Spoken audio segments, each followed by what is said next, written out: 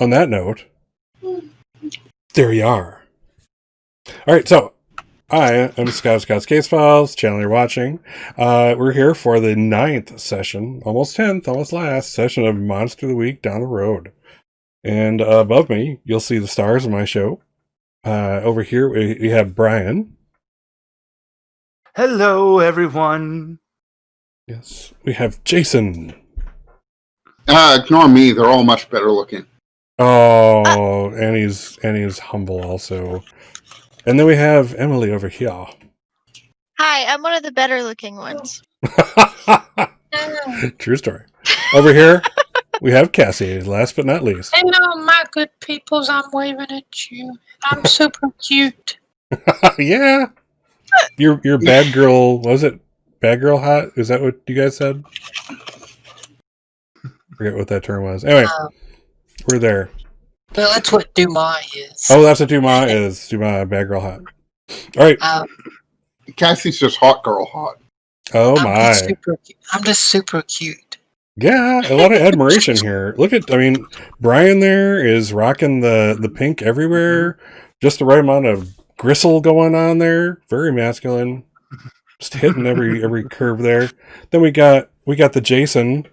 He's normally a model by day, but he takes time out from his busy schedule to play role-playing games with us. And he doesn't even charge me. So it's awesome. We all As far charge as he Scott. says. As far as I'm willing to admit to the public and etc. Cool. Emily speaks for herself. Yeah. I'm pretty. We all know. We've been new. No comment, but full agreement. I'm past my prime, unfortunately. But here we Never, are anyway. Scott. You're handsome, damn it. Oh, okay. I'll take it. That's fine. All right. Now that we've admired each other appropriately, I might add, let's get started here. Time's a wasting. Let's see what's happening. So, yeah, peeps. So, last session was interesting. This session, however, we're going to start off with just a kind of like a driving down the road in the RV scene. So, where is everybody in said RV? Darcy's driving, as usual. What's the movie today? I think she's gonna be watching West Side Story. Oh my goodness. All right. Darcy, being a theater nerd, is firmly established now. I think Dumas probably out on her motorcycle just going down the highway beside the RV. Dumas doesn't Charles- like being in the RV with us stinky people. That is also a true story. Charles is in his room. He's sitting on the ground. He's got candles lit around him. He's got his legs In a sitting in the moving lotus position. vehicle? Yeah. And he's sitting in the lotus position and he's just got his eyes closed and he's just doing this.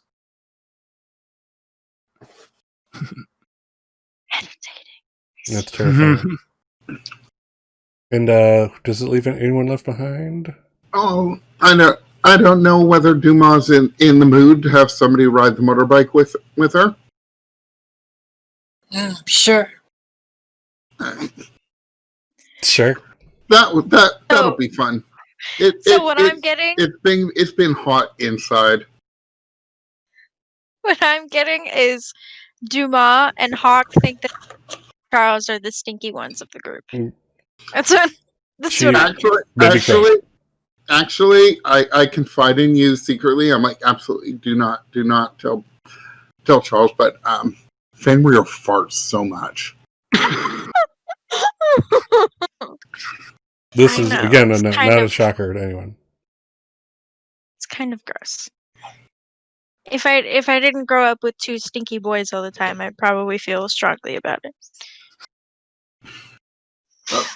No, the only other thing is just you'll just hear a aha come from the room. And Charles is coming out with a wagon. He's got all of his booze. In a moving vehicle. He's going over to the sink and now he's pouring it all out. Oh my god. Okay. Well, Darcy's the only one here that might be able to react. And she's, driving and watching a movie, so I don't think she notices. Oh, when Charles came out of the wagon, of course he was doing this.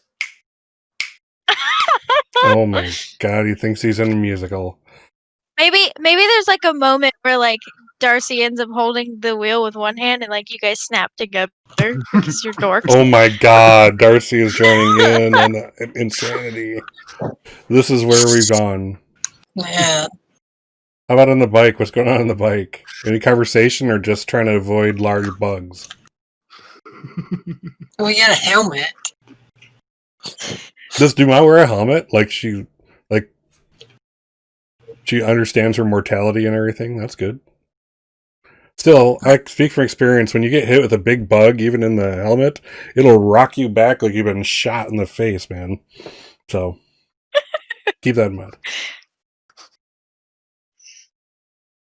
So, Hawk, are you like comfortable now being on the back of the bike? You scared? Does Dumas do any weird stuff that freaks you out anymore, or how's that work? It's very relaxing.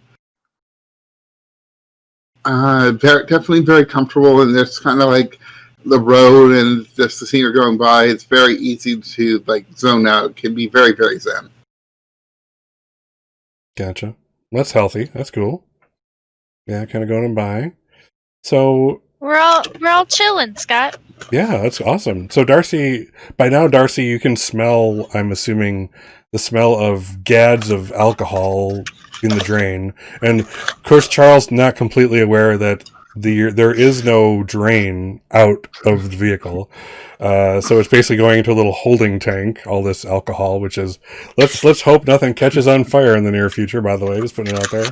No foreshadowing in any fashion. Scott, Yes. don't play with me.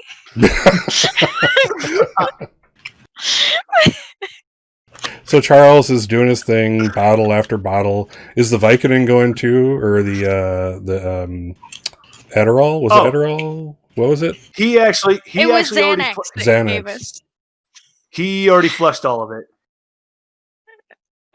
He flushed it all down Where? the toilet. Down the toilet, into the holding Does tank it go where the anywhere? alcohol is. Just putting it out there. No reason Hey, at all.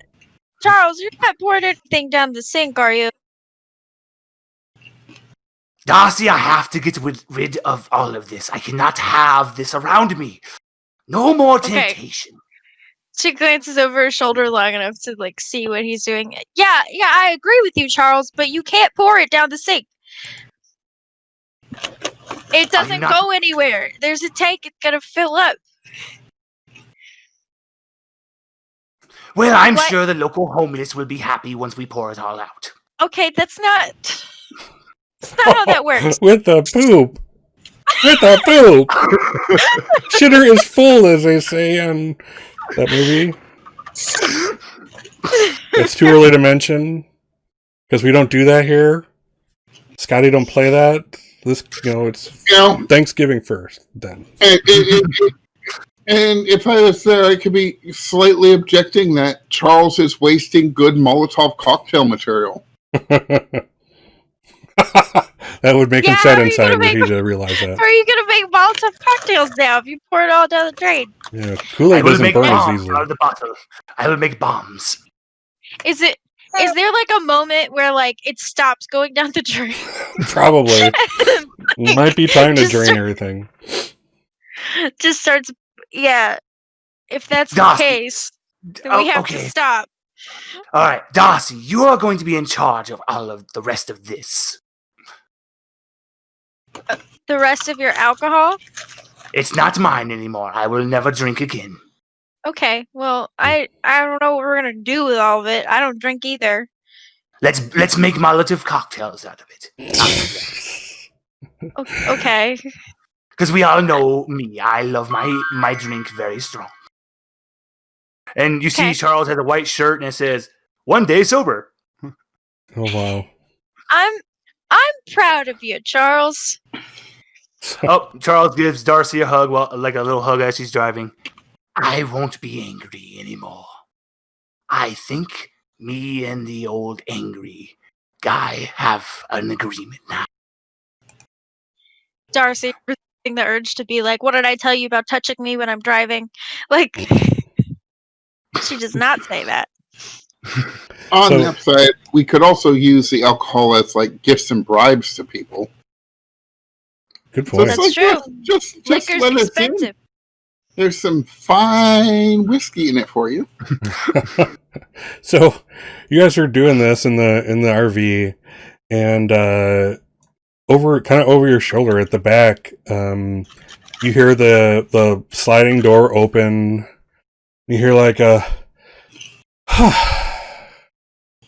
and if you look back, you'll see this old dude walking out. He has to be in his 70s, wrinkly. You know he's wrinkly all over because he's wearing only a towel, and it's one of those like beach towels that's been worn like very, very thin over the years of overuse.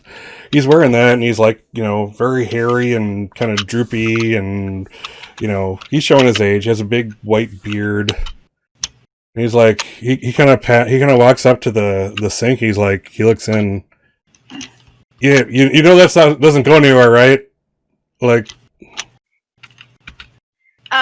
See, both hands on the wheel.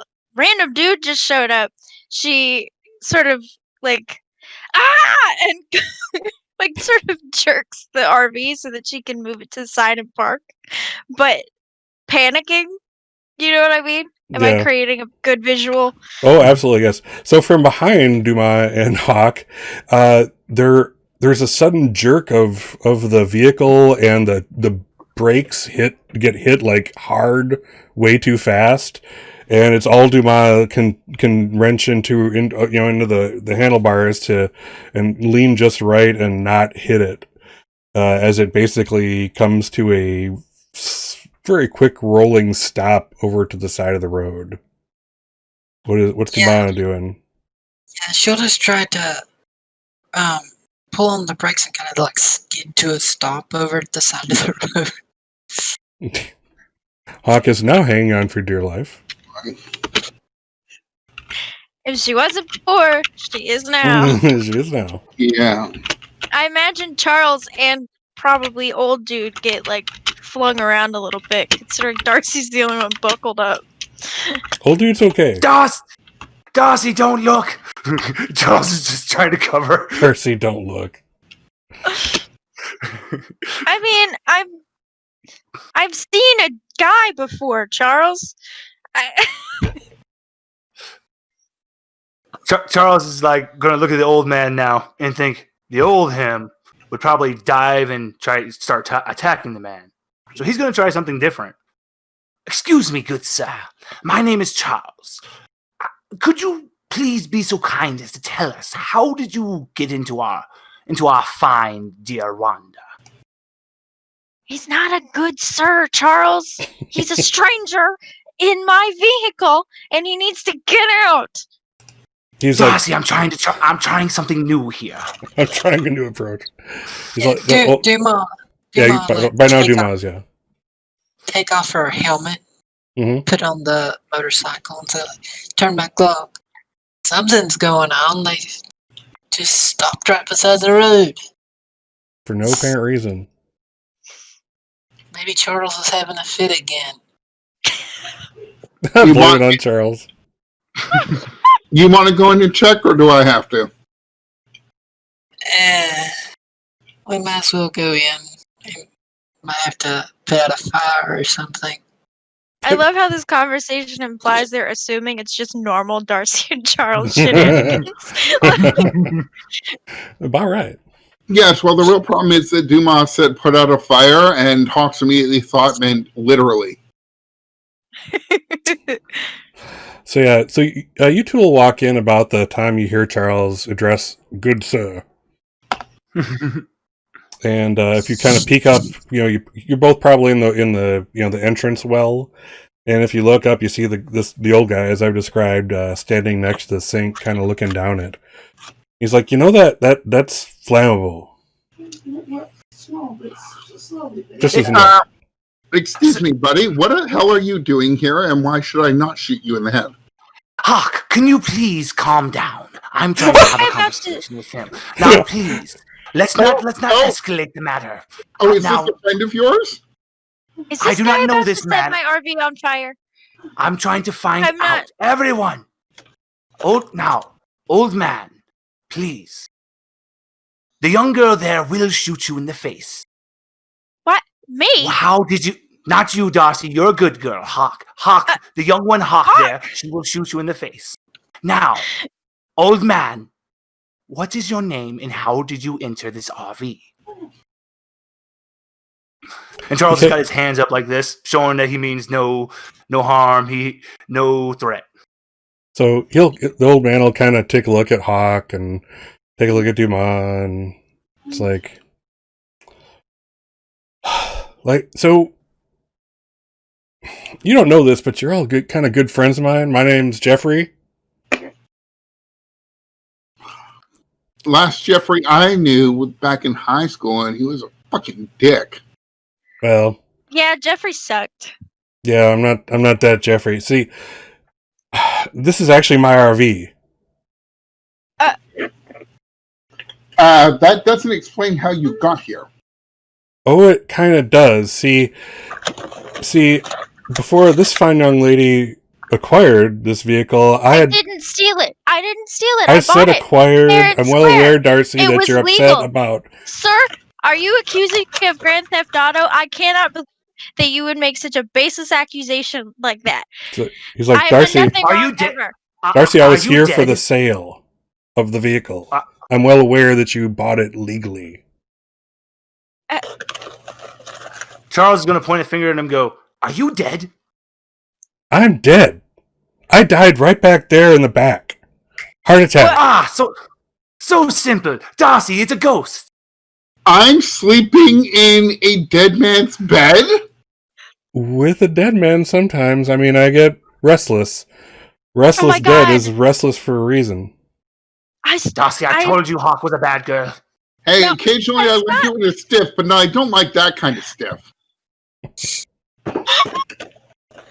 Dumas just looks around, shakes her head.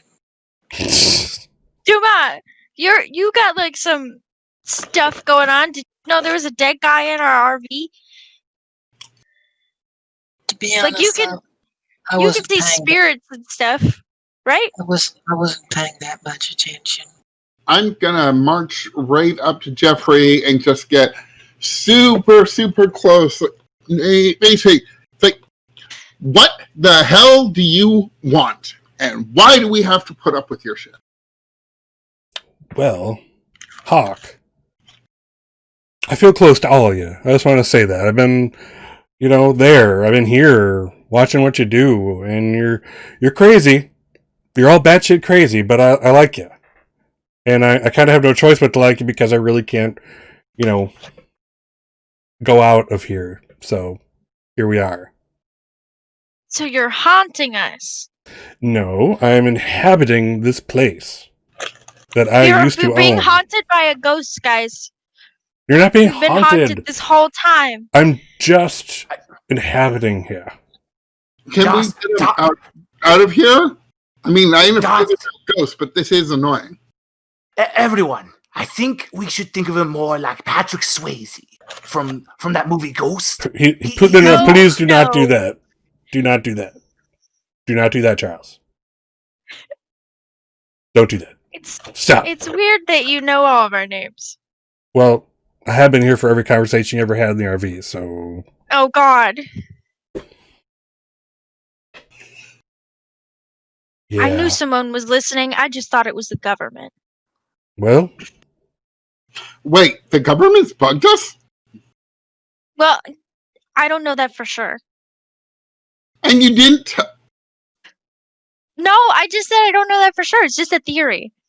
it's just, I assume that people are listening to me most of the time. I don't know if you remember Hawk, but I am kind of a wanted criminal. So you assume people are listening to you.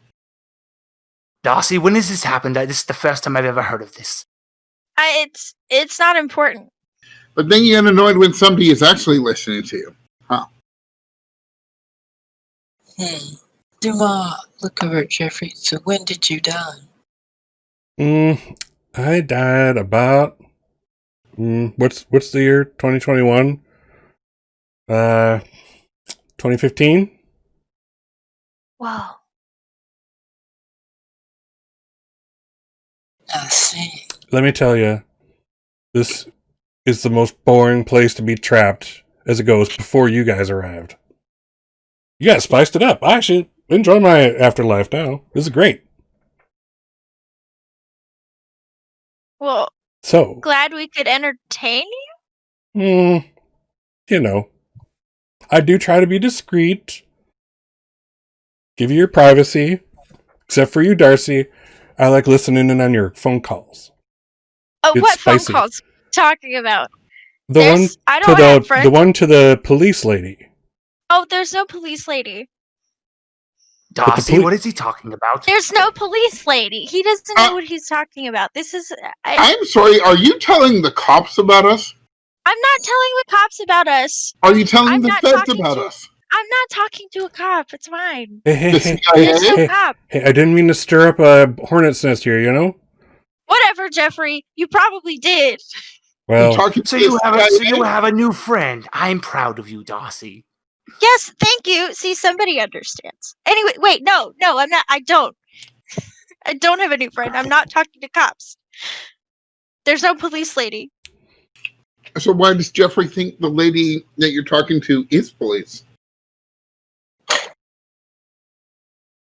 I'm not talking to a lady. Okay.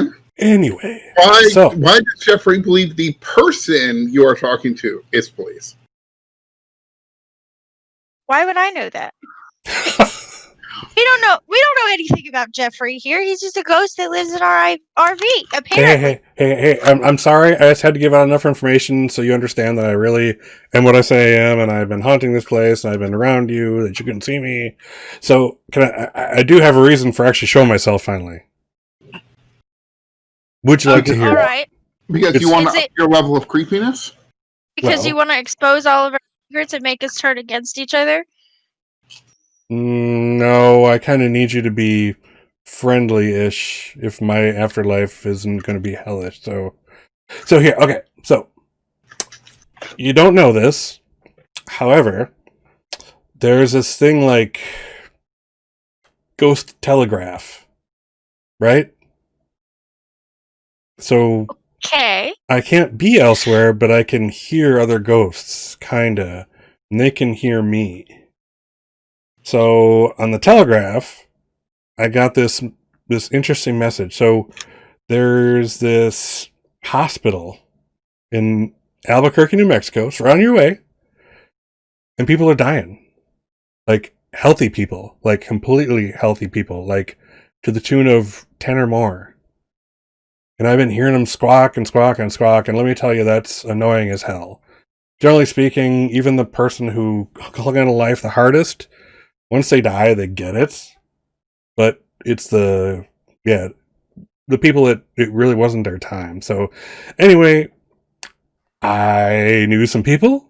There was a problem. Seems like you can do it.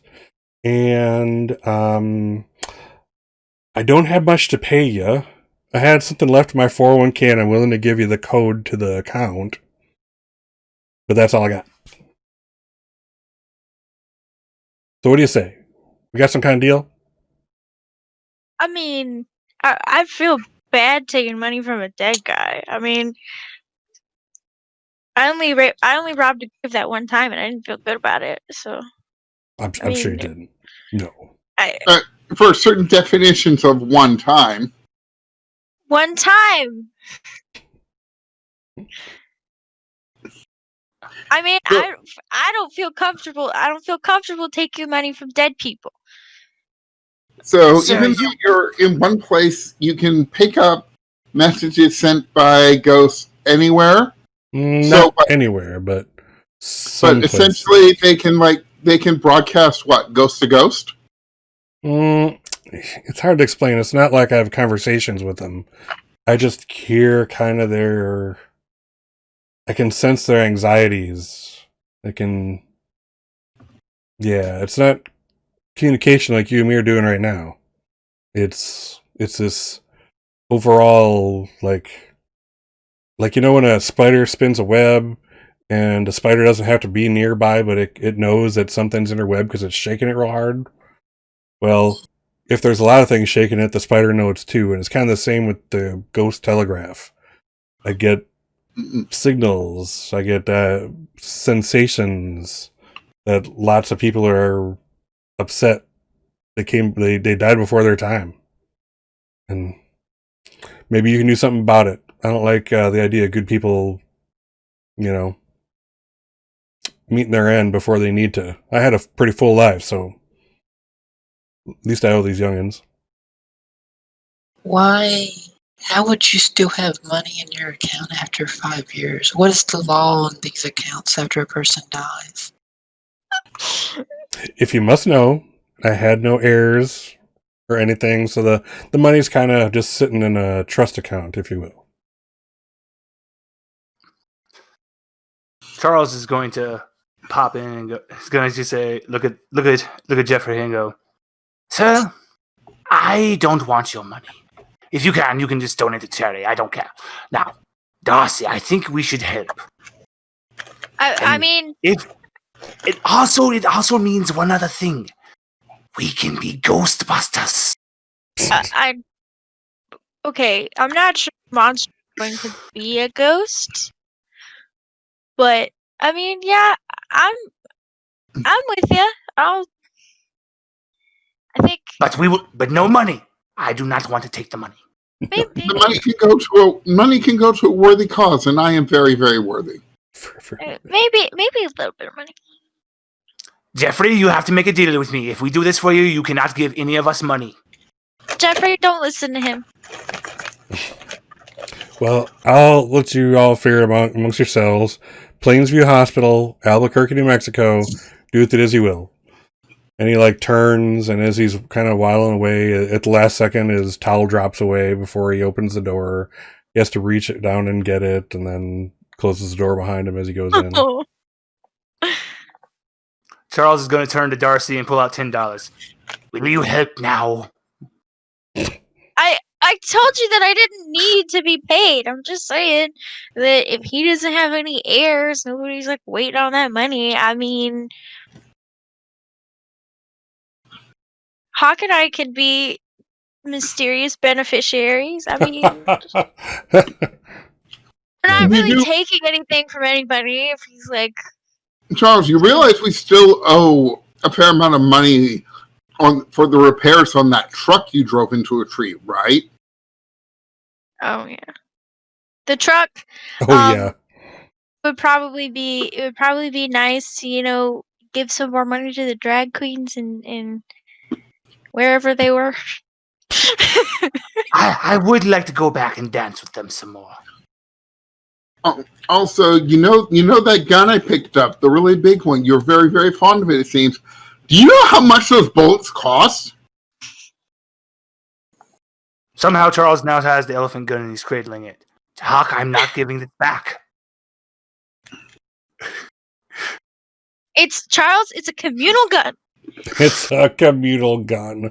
It's a team's gun. You have a chainsaw, sir. Funny. You're not getting this back. All right, let's go. He said what? Plainsview? There's a hospital there? Yeah. We'll have to make sure we got plenty of snacks. For what? going in. Snacks are important.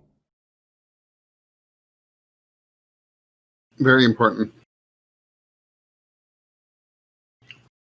We also need to stop somewhere to drain our tank. Yes, Hold that- alcohol that somebody decided to pour down the sink, and I appreciate the gesture, Charles. I really do. But you would have been better off pouring it outside. Wait, Perhaps.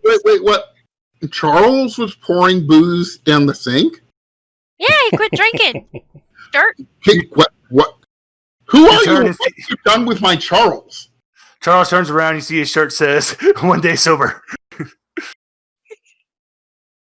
Hawk is just gonna place her hand against Charles' forehead and immediately yank it back and shake it like it's burned. And you go, okay. So, anyways, we should just be watching out for signs of withdrawal with Charles. Who knows what could happen? Oh, Charles is going to turn and go, don't worry, I'm not being stupid and trying to go completely cold turkey. I'm only drinking light beer. That's why he's drinking Okay. beer. But I'm limiting it to a sip 1 per hour. Okay. I Beer's refuse to gonna go drink flat. any more than that. As Beer- long as I don't get sick, I will be fine. Beer's going to go flat long before you finish that can. I do not mind. I'm sure Charles has drank worse. Sadly, this is true. I don't know what is going on here, but it's okay again. Oh my god. All right. I thought that I'm pretty sure there was going to be a fire, so we should take care of this thing before it actually catches on fire.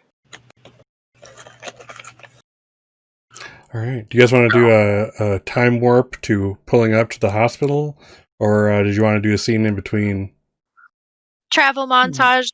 Travel like, montage. A little. You see, you kind of time lapse, see the pile of cookies get eaten, that kind of thing. Beef jerky, which is a staple of, travel montages, etc. A bit where we stop at one of those like RV parks to drain our tanks. And then like, kind of get during- going and see the mushroom cloud behind you as someone lights a cigarette there, type of thing. Sure. Yeah. Now we're talking. See, Dumas, there was a fire, just not here. Oh my god. There's always a fire somewhere. There's always a fire somewhere. All right, hospitals, because we seem to find ourselves in hospitals quite a bit. We do need a pyramid of cookies, right like that. Right like that.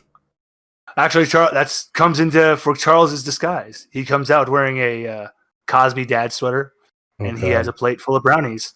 He has a fake beard on, though. That And a doesn't fake seem wig. necessary. And the wig is really, really bad. It's like the worst toupee you've ever seen.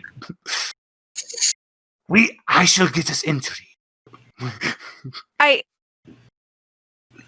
Okay. So before I Dang forget, like I do, in this transition, I'm going to play the intro video, which we always forget. So hold tight. Here we go. The nature of your emergency. Please send help. It has fangs and claws. It's not. Please. Oh no. It's coming. It's too late.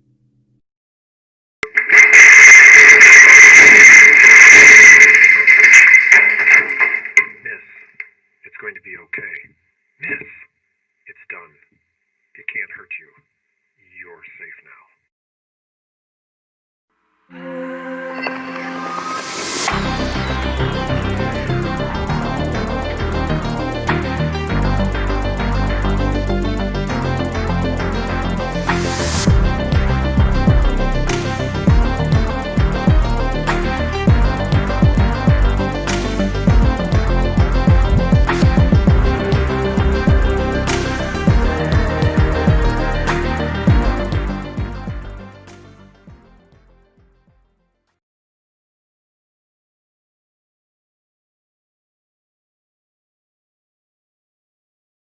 Cool.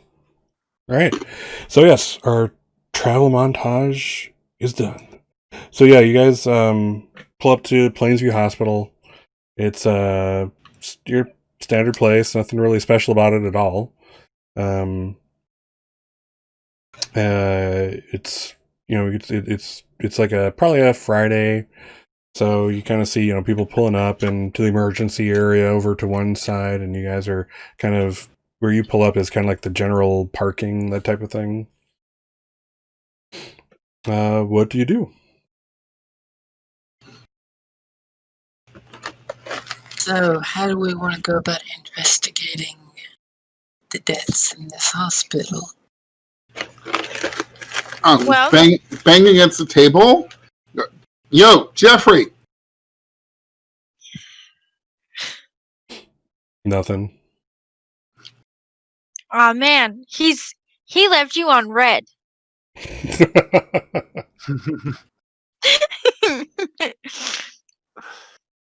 I mean, I'm pretty sure Jeffrey probably heard you. He was just like, nah, No, I don't I'm want to good. actually hang out with them. He just wants to watch us because he's a weirdo.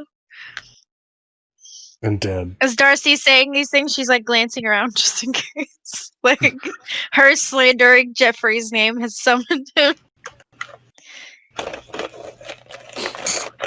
Charles, with a plate of brownies and his amazing costume, he's at the door and he's about to go out. Now, usually I would just go out and run and do something stupid here. Instead, I'm going to go to the counter. I'm going to offer some brownies and say that I'm here because I've heard some recent deaths have been making people upset, and maybe I could volunteer. So I'm going to go do that. I mean, And Charles Charles, steps out. Oh, Okay. He stops and turns around. To listen. would you accept brownies from a strange man who just walked into your place of business? Oh, I was going to start by introducing myself. As? That doesn't make you less strange. That I- What's your alibi? But- Everybody knows you gotta have a good alibi. I mean, Darcy, alias is Darcy. the word. Darcy, just give me a little trust. If it starts to go bad, I will come right back. And then Here's he a leaves. secret name for you, Justin. And he's gone already. What's Dumas doing? Dumas probably just sitting at the counter, just thinking about Jeffrey and what's going on. And Like the counter in the RV, or you moving into the actual hospital itself?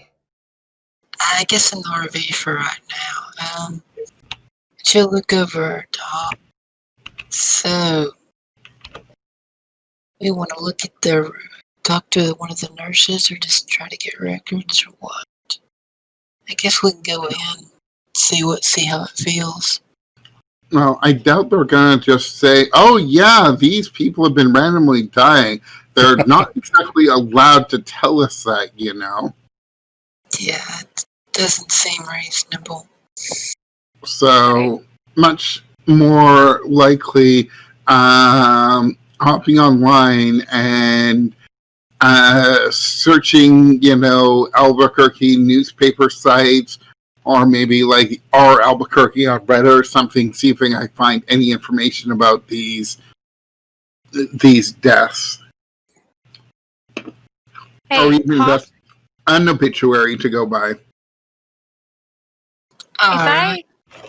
if I try to break into this hospital, which just to give you a tally real quick, it'll be the third hospital I've broken into. Is there any way that either of you, perhaps, might be able to be on standby? Because I did kind of get caught last time. Just, kind of. I mean, I would have figured something out. I can look out for you. Thank you, Dumas. I mean, we can keep an eye out, but yeah. I mean, it's not like you strictly need to check in to go into hospital. You can just walk by if you know where you're going. The question is more a matter of knowing where we're going. I mean, I guess that makes sense if you're able to talk to people and convince them that you belong there. But Hawk, that is not part of my expertise. My expertise is picking locks and not being seen.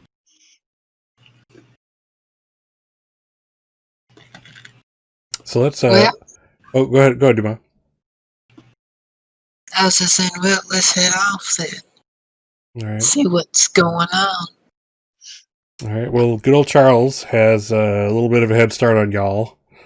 So yeah, Charles, you walk up to the front, and there's a young guy working the desk. There's two more people up there. There's like a nurse kind of running back and forth. that kind of thing. And he sees you come in with this. Is it like a plate, a tray? What is it?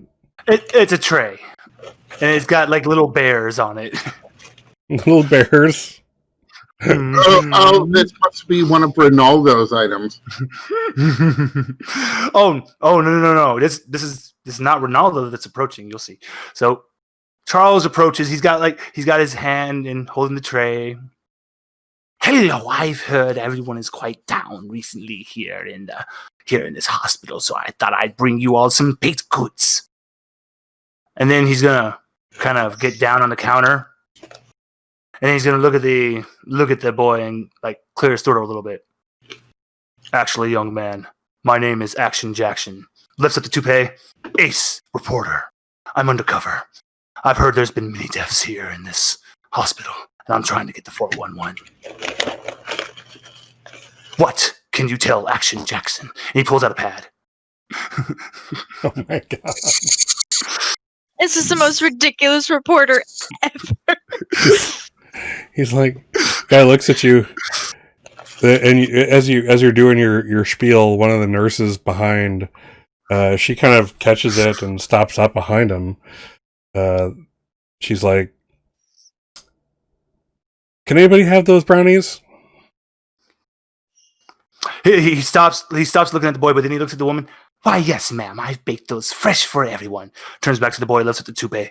See, undercover. Oh my god. Yeah, she reaches over and takes one, and she's like, "Yeah, I wouldn't talk to him, but those are." She like takes those are rather good brownies. She kind of walks away. It's like, yeah, I mean, it's been in the news. He's eyeing that brownie. He's like, oh, he has that look of someone who's been like working like almost a double shift. Has almost Charles had no time. He's gonna slyly like put his hand behind the tray and like scoot it towards him. Come on, young man. You know you would like a brownie. It might help you think of some more information. All right, I will say you triggered manipulated someone, so why don't you give it a try? Let's have some fun.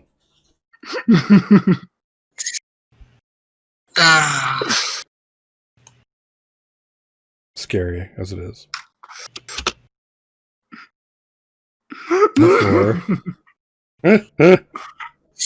Yeah. Great.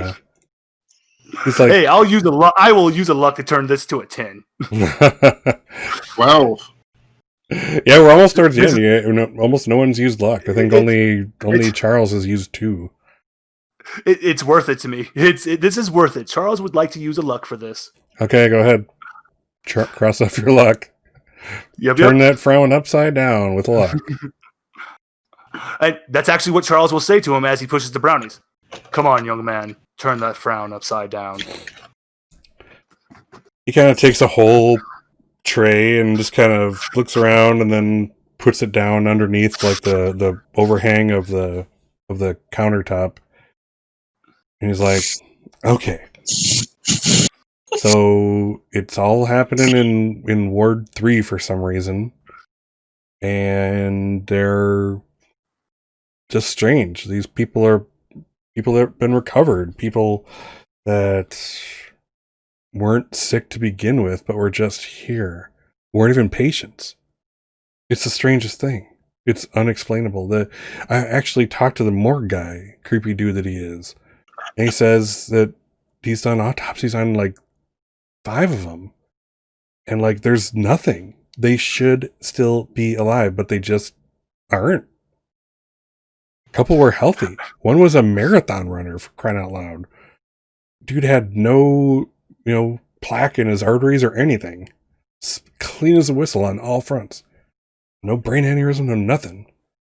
It's creepy. Charles is going to do like one of those reporter poses, like to him. Thank you, young man, for your information. Now, my only other thing I would like to know: where can I find this morgue worker? Would it be possible for me to speak to him? I don't know. That's like medical records and stuff. I mean, I'll give you a badge, and if you want to talk to him, you go right ahead. But I can't pass anything along. I don't feel comfortable with that. Action Jackson, thanks you so much for this, young man. And Charles gets up and Jesus. walks away. Never trust anyone who talks about themselves in the third person ever. This is the rule of life. Write it down, please, people. One that the Before, working the front before, desk of this hospital did not learn, apparently. but before Charles proceeds to back, though, he would like to see if Darcy, Hawk, and Dumas have caught up to him yet. Can the answer be yes? What was the question again? Has the rest of the group caught up to Charles now? Sure, absolutely. Charles is going to approach the group. He's going to motion for him to come to the corner. So where am I breaking into, Charles? And he pulls out the badge. Nice.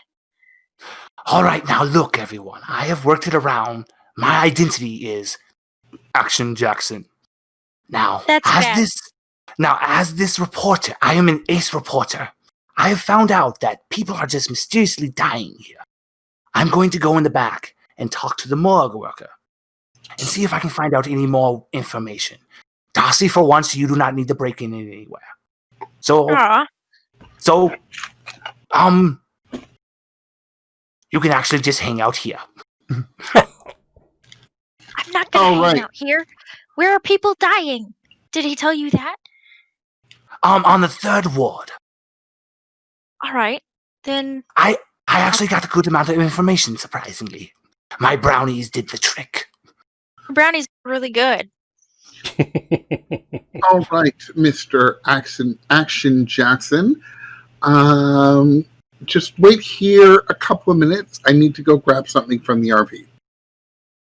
I'm hoping it's not the elephant gun.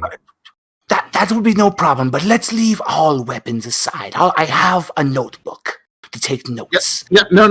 I know. I'm not getting a weapon. No, just wait here. I'll be back. Just a couple of minutes. RV's just outside. But I can wait. Yeah. Okay. Now start He gives you jog off to the RV. Root around in the pile of stuff, because there's always a pile of stuff. It's like, haha, I knew we had it. And then I will trot back. And now I have one of those nice sort of handheld video cameras. Action Jackson needs a cameraman, right? Okay. You are so smart, because I actually had another thought as well. Charles turns to Dumas. Dumas, this is going to be a weird question. Now, your teleporting your powers, are you able to sense anything about the area before you do your poofy thing? Because if possible, I would like you to show up around me as I'm talking to the morgue worker. You're one of the other reporters. And then you could get if you have any questions. It's just a thought. So that way you don't even have to attempt the front desk. We can just walk in. They won't stop us. Charles is actually the one who actually goes, Dumas, normally I would be all for it. I would be, but I actually don't think that would be the right way. So, please, Hawk, your idea was brilliant. And Charles is just going to run to the front desk. Sir, this is actually my fine camera woman. She's the best in the business. She's just going to follow me around. I hope that won't be an issue. He's already has his mouth stuffed, chocolate all around his mouth. No problem. There you go. Sir, you are the best. I will make sure to bring you even more brownies at the end of this. And Charles motions for Hawk to follow him. Dumas, you think Charles is going to be upset that I brought my revolver anyways? You might need it. That's what I'm saying. Yeah, Dumas will just walk into the halls and start making her way towards, like you said, the third ward. Mhm. I'd like to go with Duma. And while she's going, she'll like see a little trolley with some like chocolate pudding, and she'll just swipe it and just start eating it. Oh my god. Stealing hospital food. Oh, how the divine have fallen. Oh yes, it's visiting hours, so yeah, I'll say it doesn't go, too awry there. So who's going where now? I would like We're to go splitting with the Duma. party, I understand. So Charles is taking Hawk with him to go find the morgue worker. excellent. And Dumas, you're being followed by Darcy. Where are you going? I guess we're going towards the third ward. Where Ward Charles three. said Yep. Ward 3. Yep. Yeah, you can kind of see it on the directory. It's like an entire floor. Let's say it's the third floor, just because I don't even know what a ward is. But third floor is Ward 3. Easy enough to get up Alright. there. All right, Ward 3. We got hospital pudding. We got angel lady. We're good to go. We're good to go. Yeah, Do you so want to like offer us one want to buy it? Absolutely, thank you. I like that they're at the point where they're all sharing food together. oh god. Yeah, that's why That feels- session 10 has to happen. The final session. We've gone too far. We're too friendly. Hey, there's nothing wrong with sharing food with people you care about, except for, maybe we would all get sick at the same time. There is that. So yes, you're like Dumas feeding Darcy, and like there's like a nurse with a lady in a wheelchair transporting around, and you guys are sampling the pudding together. And they just kind of give you that look like, yeah, oh, where's my floor coming? And so it turns out they get off at floor 3 also.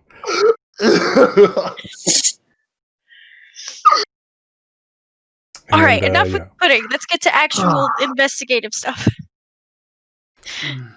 So let's stay with Dumas and Darcy for a sec. We'll be meeting up with Hawk and Charles soon. So yeah, you kind of walk onto the floor, and it's again hospital's a hospital, really. In a general metropolitan area. Yeah. So what does you want to do? Well, first she's just going to start by just kind of like just walking around a little bit, see if anything looks weird. Maybe see if she can like feel anything around in the area. And if she finds anything that may be out of place, maybe she can just try to like open like her sight to examine like if there's any magic in the area, stuff like that. Gotcha. Okay. Well, let's start off with the simple stuff. So yeah, you're kind of walking around. Darcy's following you, and you kind of turn a corner, and a wheelchair runs straight into Dumas. And you look down, Dumas, and it's this girl. She's maybe 9 years old. She's like she's wearing a very like a curly red wig. It's too big for her. It's like it's a hand-me-down or something, but you can tell that she doesn't have any hair underneath there. The way it's kind of sitting on her head. And she kind of looks up to you and says, Are you an angel?" She looked down at the girl. I might be. And she kind of imitates you. "Well, I might be. So why don't you tell me?" Who wants to know? "My name is George Green. I'll have you know. Who's your little friend?" This is Darcy. Darcy's a nice name. I like your name too, Georgia. And about that time, like a nurse comes from behind her, kind of as if she was like chasing after her and lost her, and kind of reaches her. She's like, "Oh, Georgia, I know you got a mission in life, and that's to scooch around here on your wheelchair at high speeds, but you got to watch out." She kind of looks up at both of you. Yes, and I'm so sorry.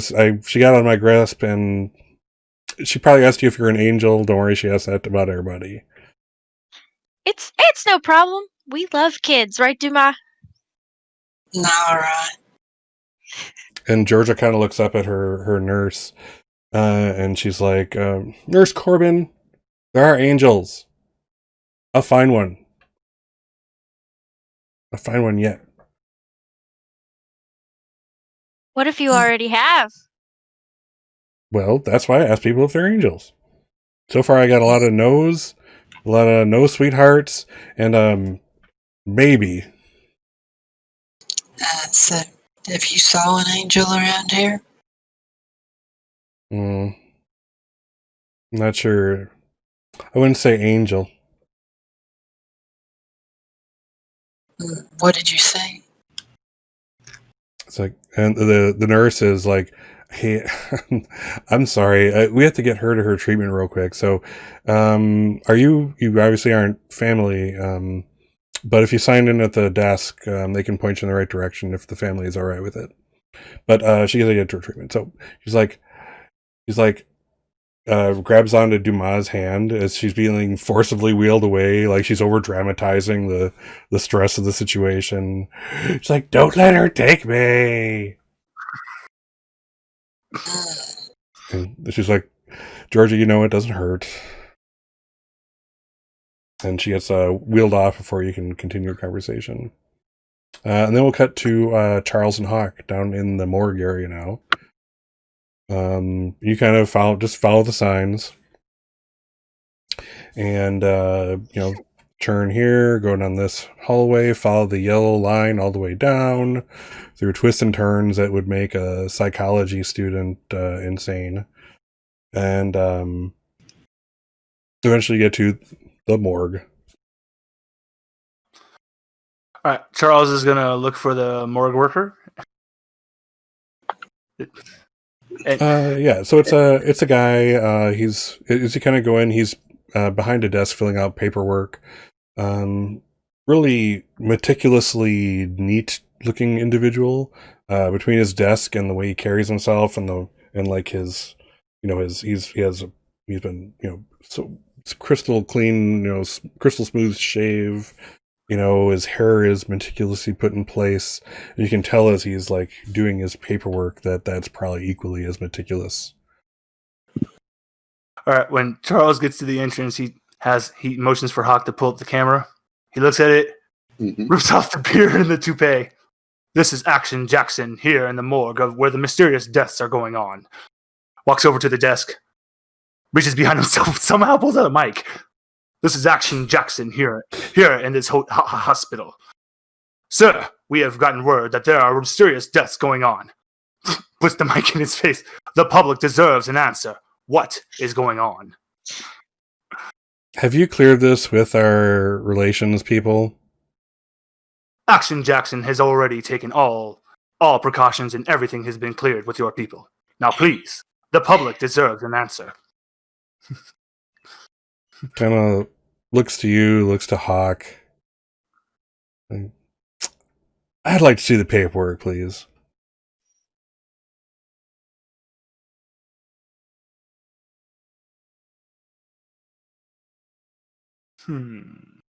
I'll look away. And Jackson, don't you have the paperwork on you? Charles is gonna reach into his pocket. He pulls out the badge. He kept it in his pocket. You did remember to bring the paperwork with you?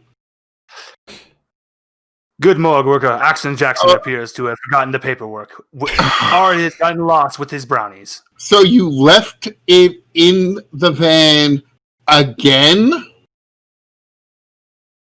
Hey, and then Charles then will motion for Hawk to put the camera away, and then he puts the mic away. How about instead of being on camera and all that, you just give me an off the record word? How do you off the record? We can keep this unofficial He's like, because of my mistake. he looks very bored, but he looks at the both of you. He's like, okay, so you have guest badges, so that means that you got past Mike at the front desk there, which, let me tell you, not difficult. It's been done. So, I'm not going to tell you anything. This information is confidential unless it's been cleared by our public relations people, and you don't seem to have any paperwork. And while your mic looks all fancy and everything, and your camera person seems to know what they're doing, I really can't release any information. So I'm gonna have to ask you to leave, or I'm gonna call security.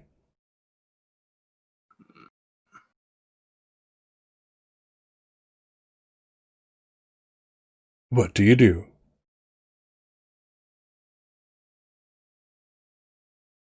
Charles, then he's going to reach into his jacket pocket and then pull out a wad of cash. Start and then count. Then he's going to count about a couple $100. Cup it in his hand and then slowly advance it to the worker. All right, roll to manipulate someone again. See how you do this time. Because I don't want to use fervor because that uses tough. Charles is changing. He's changing. See what you got. He will burn another luck. Oh my god. He's All right, a 10, and I'll do it for the reason you gave them. If you ask too much, I'll tell you the minimum. Yeah, so he will kind of put his, reach out to put his hand on the money to count the number of bills, and he's like, little light. Charles then goes back to the thing and puts down like another 50. He kind of takes it, doesn't even look at it, folds it up, puts it in the breast pocket. Well, since there's actually some American presidents and other representatives, interested in this case, I can tell you a little bit. He's like, look at this. And he kind of turns his screen towards you both. And he's like, look at that. This guy here was an Ironman triathlete. He was going to live to be, 110. And here he is, dead as a doornail. It just ended. No brain aneurysm, nothing in his, in his blood work. Perfectly healthy. Should have lived to a ripe old age. This one, and he kind of he kind of flips the screen to something else. And it's like, and this lady was older, but just completely healthy. I mean, if you kind of look at the report, you don't actually see that she had some kidney issues, but that was going to haunt her another decade from now. And it just doesn't make any sense. I mean, we're literally a step away from the FBI coming here thinking we have some kind of weird murder ring. And there's no established cause of death on any of this? No, they're just dead. Did you do autopsies? Yes, with my own hands. It's insane. And just without warning, just somebody just found them just dead. Yes.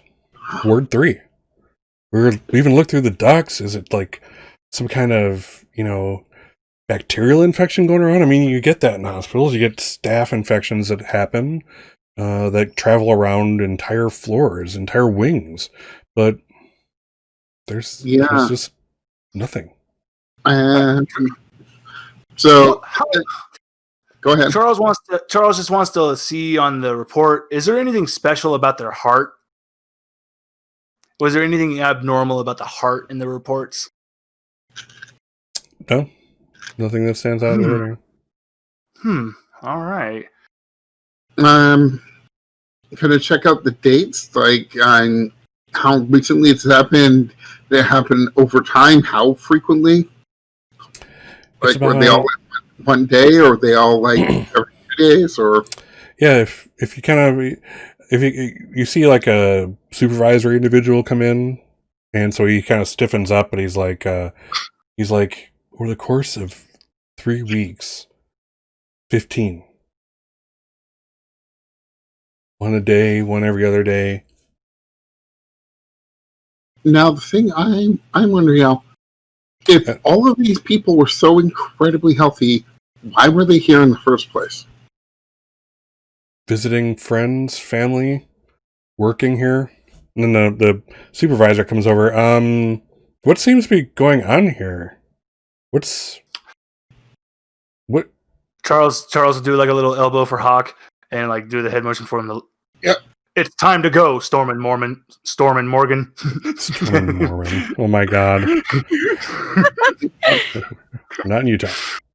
It's like, okay, yeah, just don't mind us. We were just asking a few questions about daily life around here. Like, we're with the Journal, and we're going to be doing like this human interest piece on like the lives of the frontline workers in the hospitals and that. You know, and so it's just kind of wanted to get a slice of life of all the different departments and all the kinds of important work that people do around here. You know, and been very informative about what happens down here in the morgue. And what's your name? I'll be sure to include you in there. I'll like squint at their name badge. Yeah, the supervisor guy's like, no comment. We don't, get out of here. Get out of here. You've outlived your guest pass welcome. Action Jackson, thanks you for your time. He's gonna rush out now. All right, let's cut upstairs to Dumas and Darcy. You're walking around. Dumas, you're doing your thing. Dumas, why don't you roll to investigate a mystery? That's basically what you're doing, kind of looking around, you know, looking for magic or anything else going on, that kind of thing. Well, I can use magic for that. But one thing I was looking for specific is I was wanting to look above the doors in the hospital rooms to see if there are any markings on them.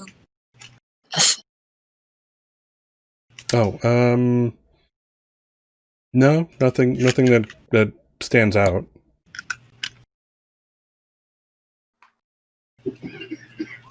So, what are you doing? I'm basically going to have you... Oh, I suppose you triggered the weird. All right, so let's see here. So basically you're extending like magical senses and that kind of thing. Is that what you're trying to do? Yes. Okay, so which one is that? Banish, trap. Which one are you doing? They have a move that says you're allowed to use magic in order to investigate. Oh, that one. Use magic. You can ask questions to Mr. Move as your effect. Okay. All right. So what's going to be your glitch, however? Glitch.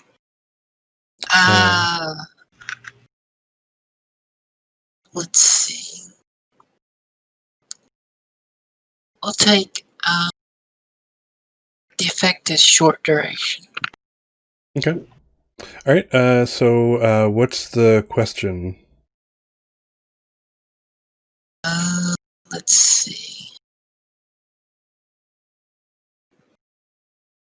Ask what happened here. Oh, okay.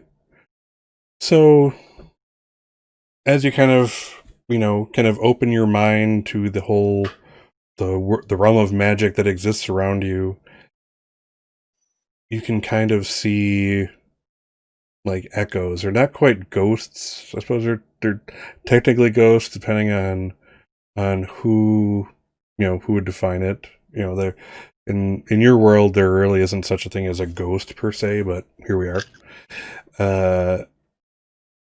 But it's like you've seen a soul before, and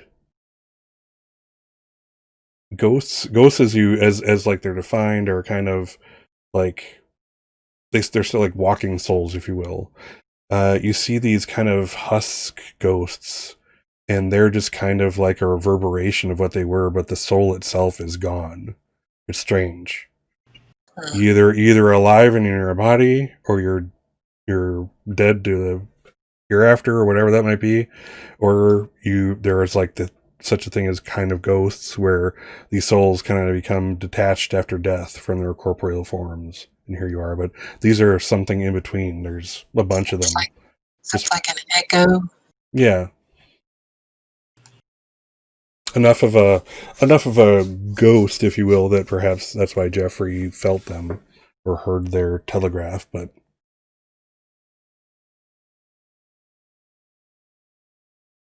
Darcy, what are you doing as Dumas is investigating?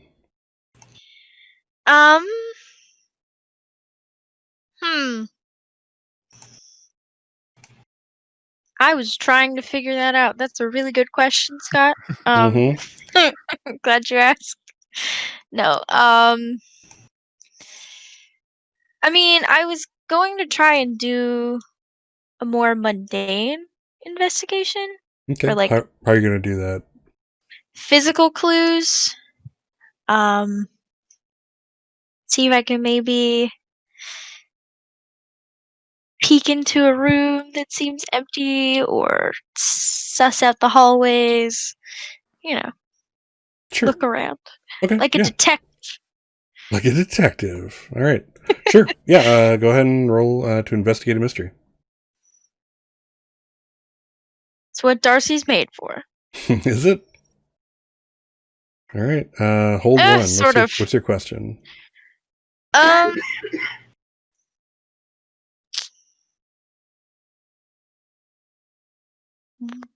What is being concealed here? Interesting. So you're kind of going, room to room, kind of, very, what's the word? Surreptitiously kind of looking in rooms, happen to look at a chart, and things are, it's a hospital. Things are awry all the time in a hospital.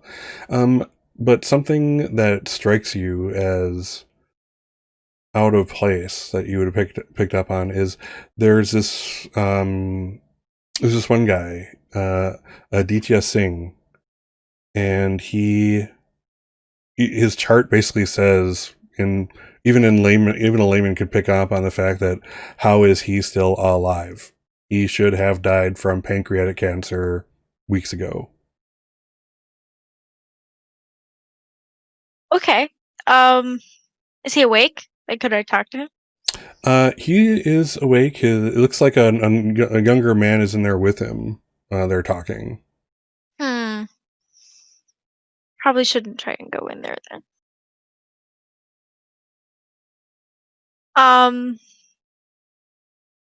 I'll report back to Dumas, actually. Yeah, I'm gonna go up to Dumas and I'm gonna be like, hey, there's like a dude here that should be dead, but isn't. That's weird. That feels like some spooky stuff to me. Feels like some spooky stuff. Something is interfering with the process of death in this area, I think. Perhaps they are consuming the souls of others to maintain them. Alrighty, we are back. So yeah. So when last we left our intrepid adventurers, or these guys, they just made contact with a Reaper. So again, Dumas is the only one that knows like what's going on. Everyone else is like, this is just a strange experience, even for you all. It's like Dumas, of all freaking people, interacted with another individual, booped him on the nose. No words were said between them. She reaches out, thing disappears, reappears briefly in front of Darcy, and says something about, stay away from Singh, and disappears again, and you're all left staring at each other. What do you do? Dumas looked back to him. the cracks in the abyss are wider than I thought. If I saw another one around here. Hey, Dumas, can you explain what just happened? Perhaps. Inquiring minds would like to know. There is another of my kind here, though I do not know if they're loyal people. Oh shit. I haven't seen any loyal, the loyal kind since I've been here, so I have to assume that the cracks in the abyss are wider than I thought. Are you about to get taken into like the angel police? Unlikely. There's angel police? I mean, I don't know if there's That's the angel police. takeaway that Hawk has I'm from just this. assuming. I just assuming. did not expect that. Hawk, take what I just said with a grain of salt. I don't know if there's angel police. Spoiler alert. There's angel. No, I have no idea. Even I don't know that. All right, what do you do? Charles is looking for Singh's room because he wants to eavesdrop. Gotcha. Darcy would like to go with Charles, and if it's all right for flavor reasons, I kind of imagine the two of them sort of like half crouched, like like sneaking around. Funny. Yeah. We'll see. Yeah, we'll see outside. So, let's see. I'm just trying to think of if that triggers any kind of move. I'm not sure. Let's say. I'm going to say this triggers investigative mystery for one of you. Who would like to be that one?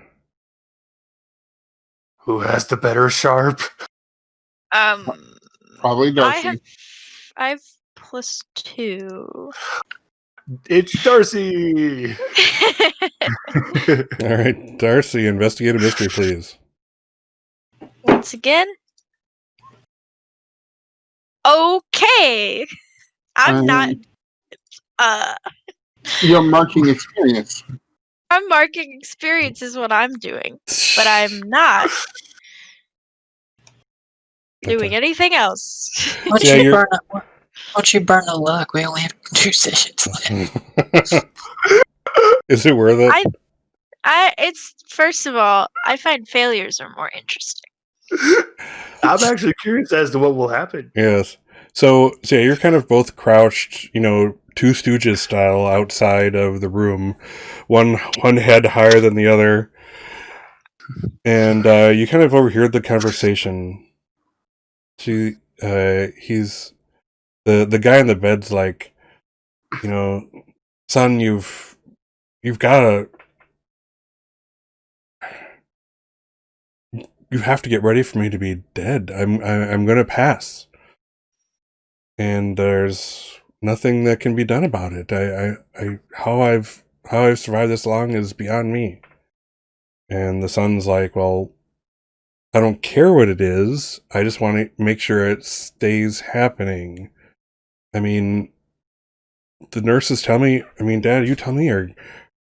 Is your pain managed? I mean, and I hate. By the way, I just want to put out there as a game master. All game masters hate doing conversations between NPCs, but I'm here doing this for you, so that should show how much I care about you and your roleplay experience. So the dad's like, well, son, the pain isn't there, but I'm so groggy and tired. It's not. I'm like only half alive here. At some point, nature has to take its course. And the son's like, Father, I'm just gonna just let me see what I can do. I want to talk to the doctors, and before you two or even realize it, he's at the door and he's like almost running into you, and he looks down, and it's quite obvious that you've been eavesdropping. And he's aghast. This is a young, before you is a young man, definitely, he, between the name and whatnot, he looks to be East Indian. He is, short crop, black hair, and right now he has an aghast look as he looks towards you, and he says, "Can I help you?" My contact fell out. Charles gets up, he kind of like dusts himself off a little. Did you find it, Okay. Charles? Oh, but actually, he's going to Oh no. action. Oh, no. Stacy, action. It appears we have been caught. Sir, I am Action Jackson, and this is my daughter, Stacy Action. We are the father-daughter news team. My daughter is one of the greatest reporters in America. You probably have heard of her. So And I'm looking for my contact. that was just our cover. We are trying to figure out what is going on in this hospital. Oh my god. He we- looks at the both of you and he's like, "What's going on is there are people who like to listen on other people's conversations and should have security called on them." Now, and he Yeah. kind of pushes himself out of the room and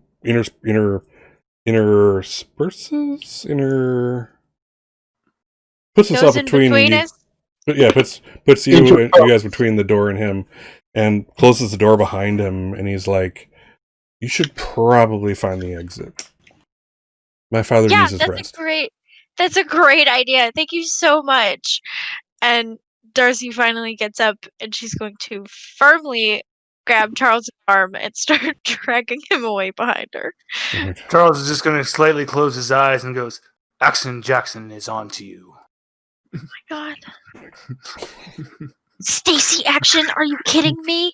Why would Stacy Action. Stacy Action, when you're introducing yourself as Action Jackson, are you implying that your name is Jackson Action? No one can say that. That's a terrible cover, and that's coming from somebody who used Jane a few weeks ago. It is worked so far, Darcy. Look, see, we did not get security called on us, and now we have a lead. It is obviously him. Okay. Charles, he's definitely calling security on us. He just didn't do it in front of our faces. We gotta go. I could get arrested. Again. Yeah, not like you've never done that before. Hawk can't hear Darcy. the conversation. Darcy, No, you have nothing to worry about, because even if he calls security, Charles pulls out his badge. I can still talk us out of it. Okay, But I that's think a you are right. guest pass to the hospital. To guess. Darcy would hear Hawk's voice in the back of her head. Yeah, the tingling. Something's But I happening do- bad. But I do think you are right. I think we do need to make as the children say, make a leaf and leave. No children say That's not the joke. that. What are And Hawk then- and Dumont doing at this point? Now that we have the two Stooges caught at the door.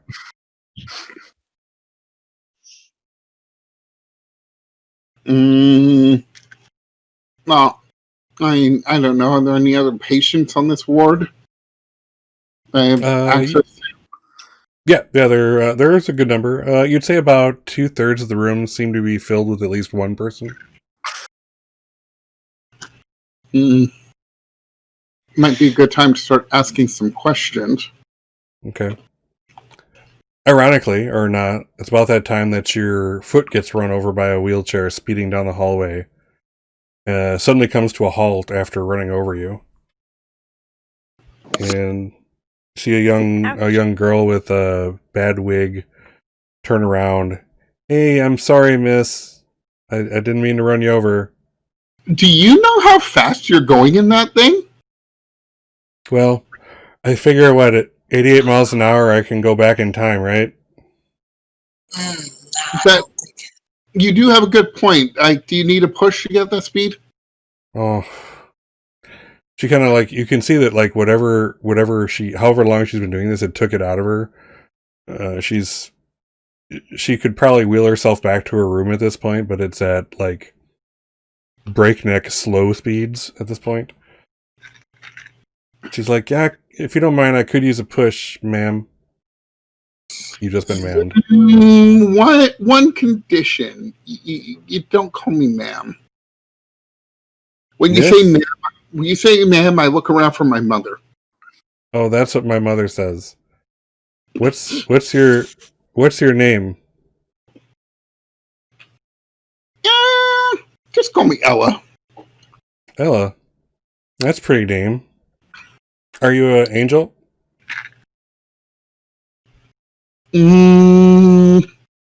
Not exactly, but I'll let you in a little secret. I think I might have a crush on one. Oh. Well, that's neat. Do they crush you back? Oh, no, we're not into that. She's like, with that, she has no idea what the hell you're talking about at this point. She's like, room 325 that way.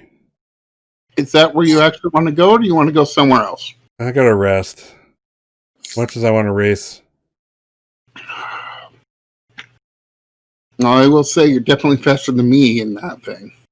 Well, Ella, I'm Georgia. It's nice to meet you. Oh, that is such a beautiful name for such a beautiful girl. All right, so let's get going. And grab the wheelchair and start just kind of heading down. Less, determined walking and more just kind of casually sauntering and, just chatting up Georgia. What are you doing here? Why are you racing around? What do the nurses think of that? Well, I mean, grown-ups are all poopy heads anyway, so ignore that. Yeah, Duma follow along with the hog. And just maybe, see if they can get, she seems like the sort who would know anything interesting or unusual going on around here. Okay. Surely you've got some stories to tell. Yeah.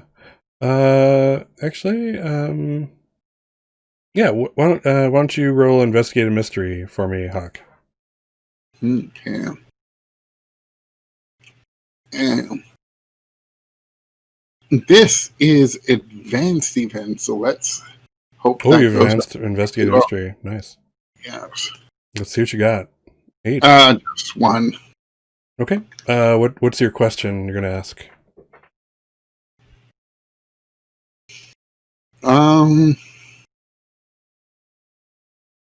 Essentially,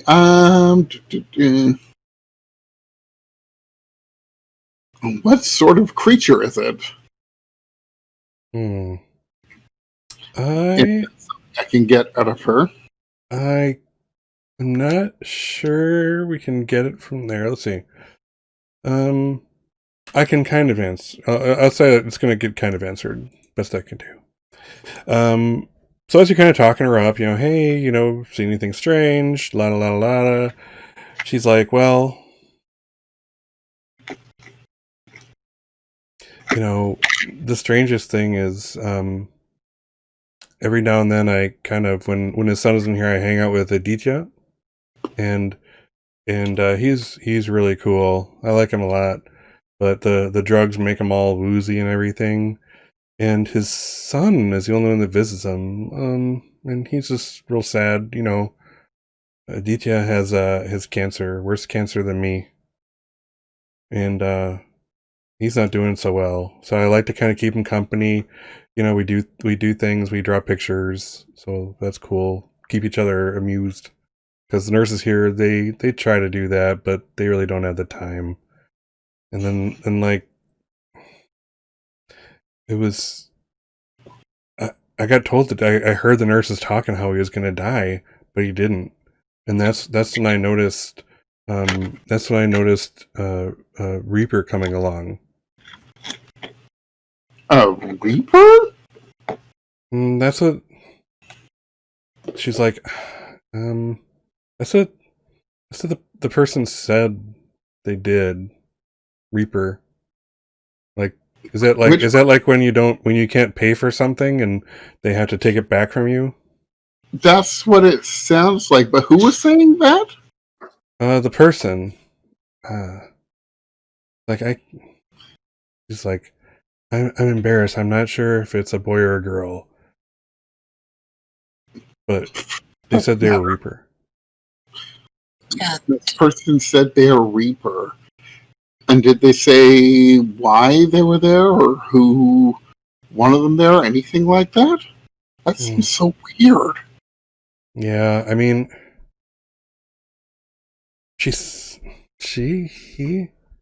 I wish I could say it. I feel silly for not being able to tell you. Just say they. They. So yeah, so when I saw them, the Abicha was just kind of really nodding off from the drugs, and that happens. I don't know if you've ever been in a hospital real bad, but you know, the drugs, they get to you. They make you tired. They make you do stupid stuff. And that's when I talked to Reaper. That's what she says she was. She says that it's her job to kind of take things that people aren't supposed to have anymore. That's what she said. And then but she said that the Bicha was just so nice that she couldn't. So she had to take things from other people instead to kind of make it up. They kind of talked like it was like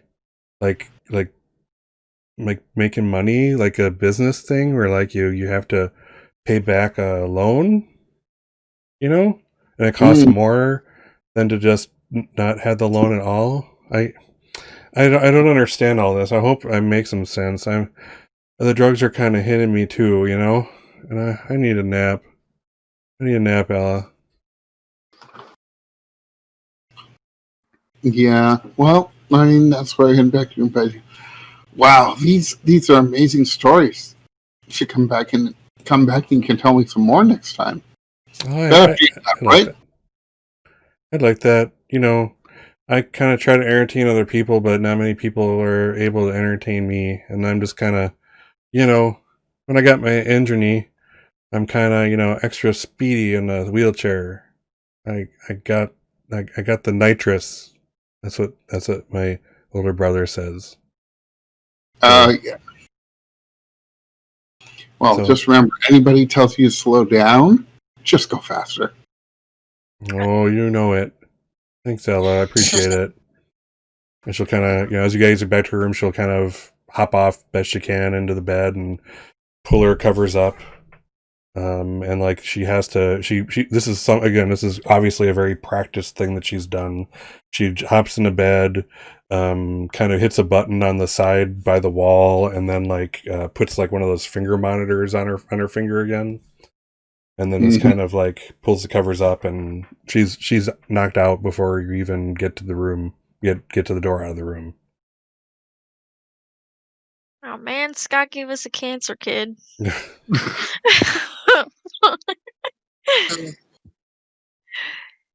What do y'all Make do? us feel stuff. Make us feel stuff. What do y'all do? I do my walk out beside the room with Hoaxilla. Yeah, I saw the Reaper, as she put it, and they recognized me. So I don't know where they are now. But okay. So what it sounds like is that this person's supposed to die, but the Reaper keeps killing everybody else to keep him alive? Death was a mistake. And that just sounds incredibly problematic to me. Hawk is the mistress of understatement. All right. And so, what would bring a Reaper here and make it misbehave? Well, it sounds like they have some connection to this person. And Dumas, again, there's like, you don't know everything about the world you came from. There's only so much of that knowledge that can fit into a human brain. But it's like, you get the feeling that, like, that's not so really something that's supposed to happen. You know, these soul takers, you know, they've always followed orders, so it's strange to see someone who isn't, that kind of thing. But yeah, so it's a strange situation all around, even for Dumas.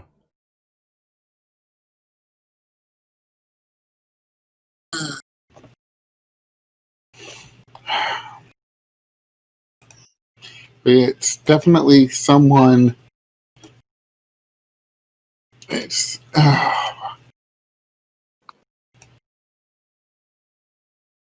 Would you all like to do the rest of the day passes, meet in the RV montage to put things together, that kind of thing? There's definitely some things that I would like to think about doing. Okay, like what, for example? Well, you say there's like husks of ghosts all over the place. I was wondering if maybe I could try to clean those up somehow and like just try like big magic again, where I could just pull them all into one place and maybe like try to amalgamate them and then maybe ask some questions. Interesting. So yeah, that would definitely take some kind of big magic. I mean, you could try to communicate using not big magic. You could try to communicate with them, you know, as like a passerby type of thing. That's within the realm of what's the word I'm looking for? Use magic. So, like, for example, with something communicate. you do not share a language with. Yeah, that kind of thing. That's within the realm. But yes, if you wanted to specifically like have this like beacon type thing that gathered them together, then yeah, that would be some kind of big magic. I'd have to think about that one. All right. What is your goal, is my question, I suppose. Is it enough to just communicate with one, potentially? Well, I thought that there's like pieces of souls or like echoes, so I might need like several different ones put together to get like a full consciousness. Gotcha. You can use, I suppose that would take some kind of big magic, if you want to, again, or several use magics individually.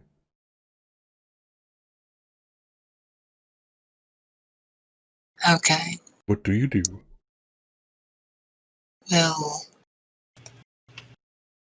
we need to leave for now and try to figure out either some way to speak with the ghost left in this hospital or trap my colleague and ask them questions.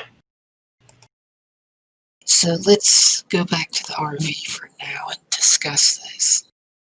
Excellent. All right. Yeah, it's easy enough. Yeah, the other two are already on the way out. So yeah, Yeah. Yeah. Stacy and Jack. Stacy in action. I'm not sure if we're using first names. I don't know anymore. But yeah, so you're all at this point in the RV, and sun's going down. Visiting hours are over. Charles is at the window watching them see for when the sun leaves. So, I almost got arrested again. That's par for the course. True. How many times is that now? Like, I don't know. There's too many almost arrests to count. It's a wonder I've never actually been booked, now that I think about it.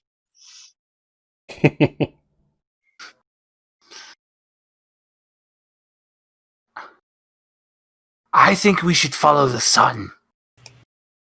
For what? See, Charles, we would just keep driving west if we followed the sun. Because I don't know if you know, but the sun sort of just goes around. Okay, Miss Smarty Pants, I meant the son of the old man. Oh. What? You want to stalk him? What's he gonna know? No, I was saying we do an old-fashioned, police stakeout. Let's follow him. There's something about him. I don't like him. I don't trust Hey. him. See, cops call it a stakeout, but it really is just stalking. They just stalk you. I have been the victim of many of a stakeout. Do you think he is in Okay. contact with the Reaper? That's exactly what I'm thinking, Dumas. So, Darcy, if it'll make you feel better, let's pretend like we're some of those girls that like the K-pop stars, and we're trying to find out where they are. If you can call it stalking. I can call it a stakeout. You have no idea how young women work, do you? They like dresses and ponies, right? Okay, no. I'll just pull out my fake Social Security badge and wave around. It's not stakeout, it's not stalking, it's an investigation. And we'd be putting this person under surveillance. Does that satisfy your linguistic objections? I don't have linguistic objections. I'm just saying we shouldn't stalk this guy. Why do Why we not? follow him around?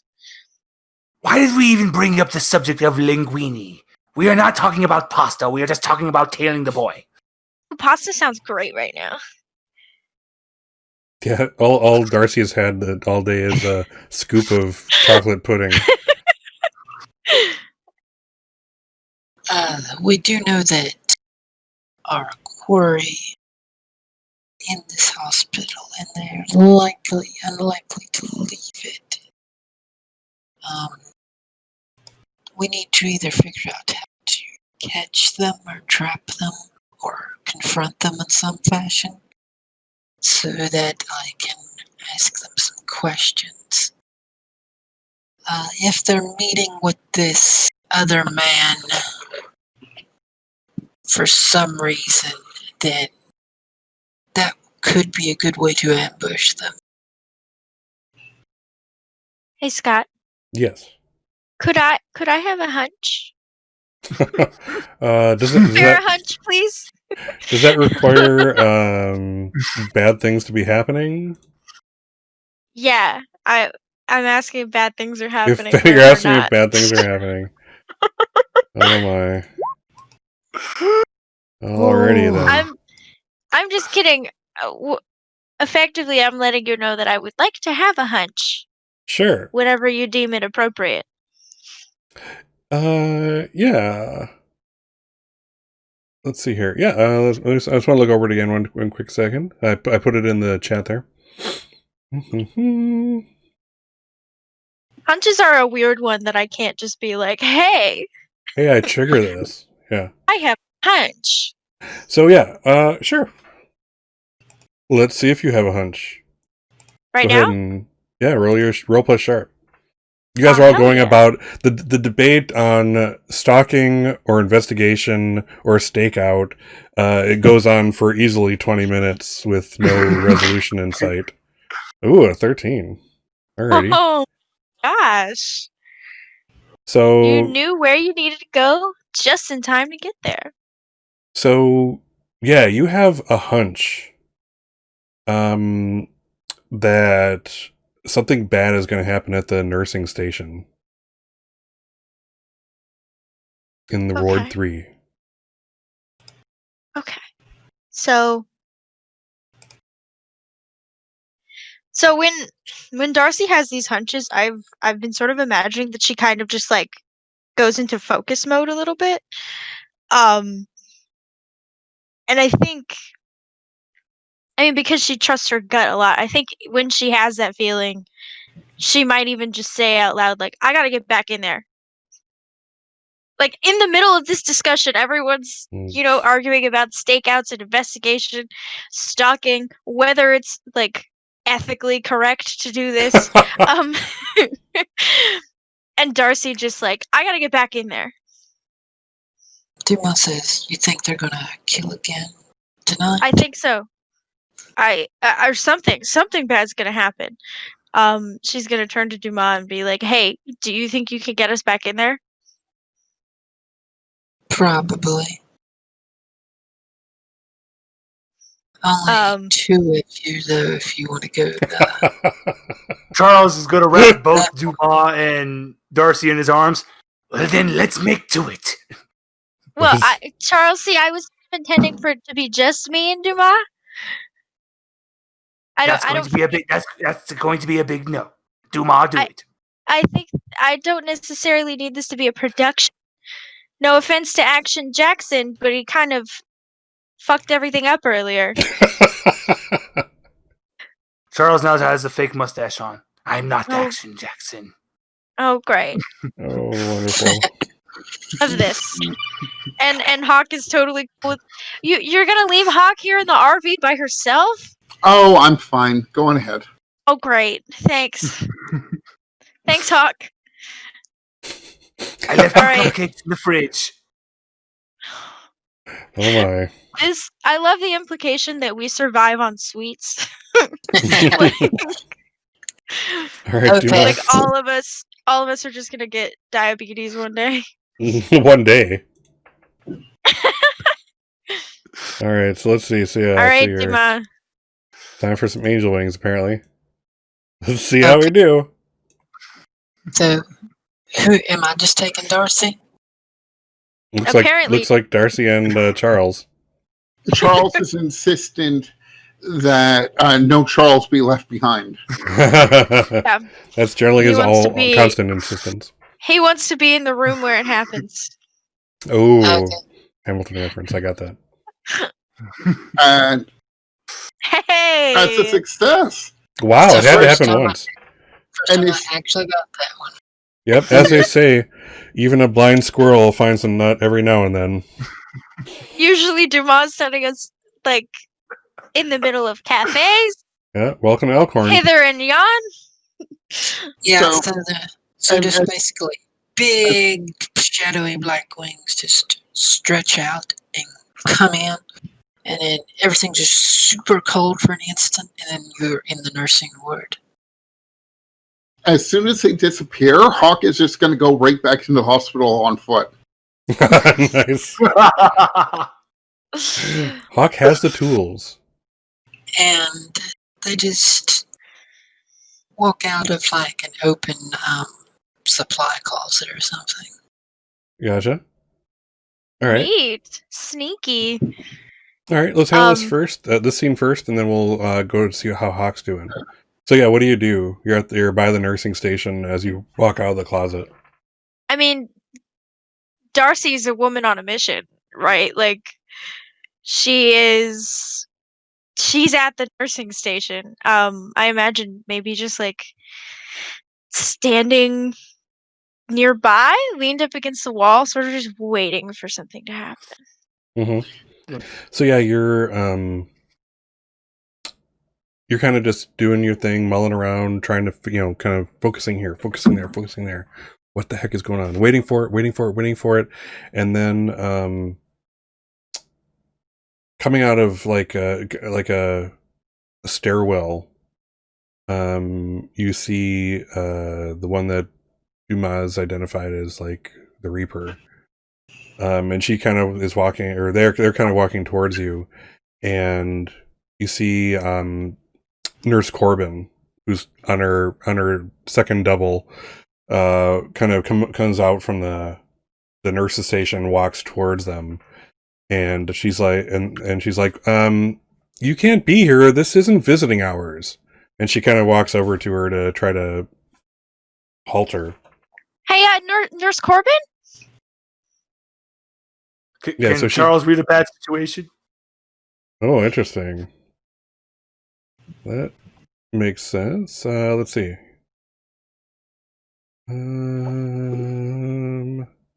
Sure. Roleplay sharp.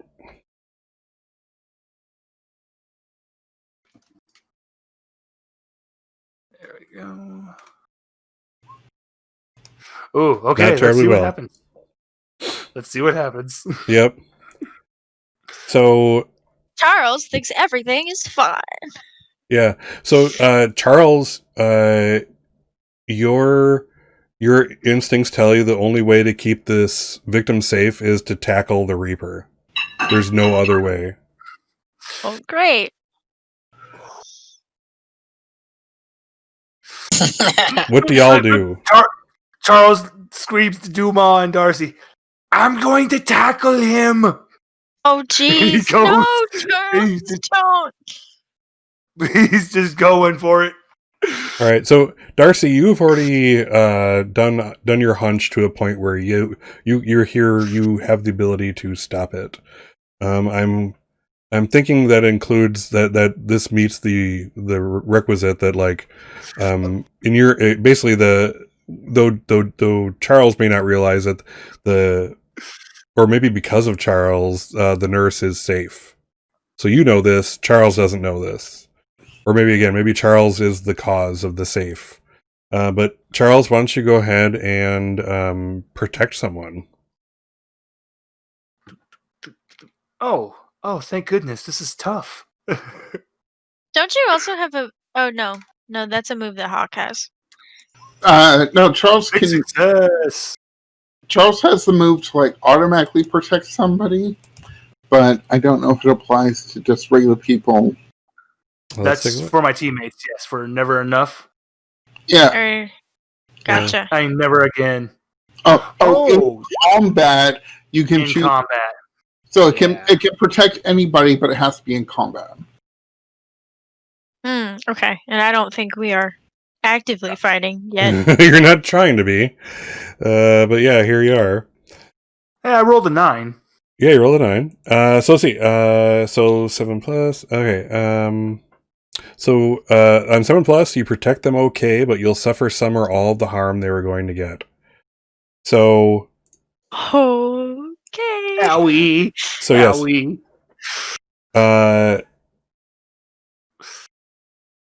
So yeah, there's this confusion on Nurse Corbin's face as she literally sees this dude with the fakest ass looking mustache you've ever seen in your world sprinting at her saying, "I'm going to tackle him."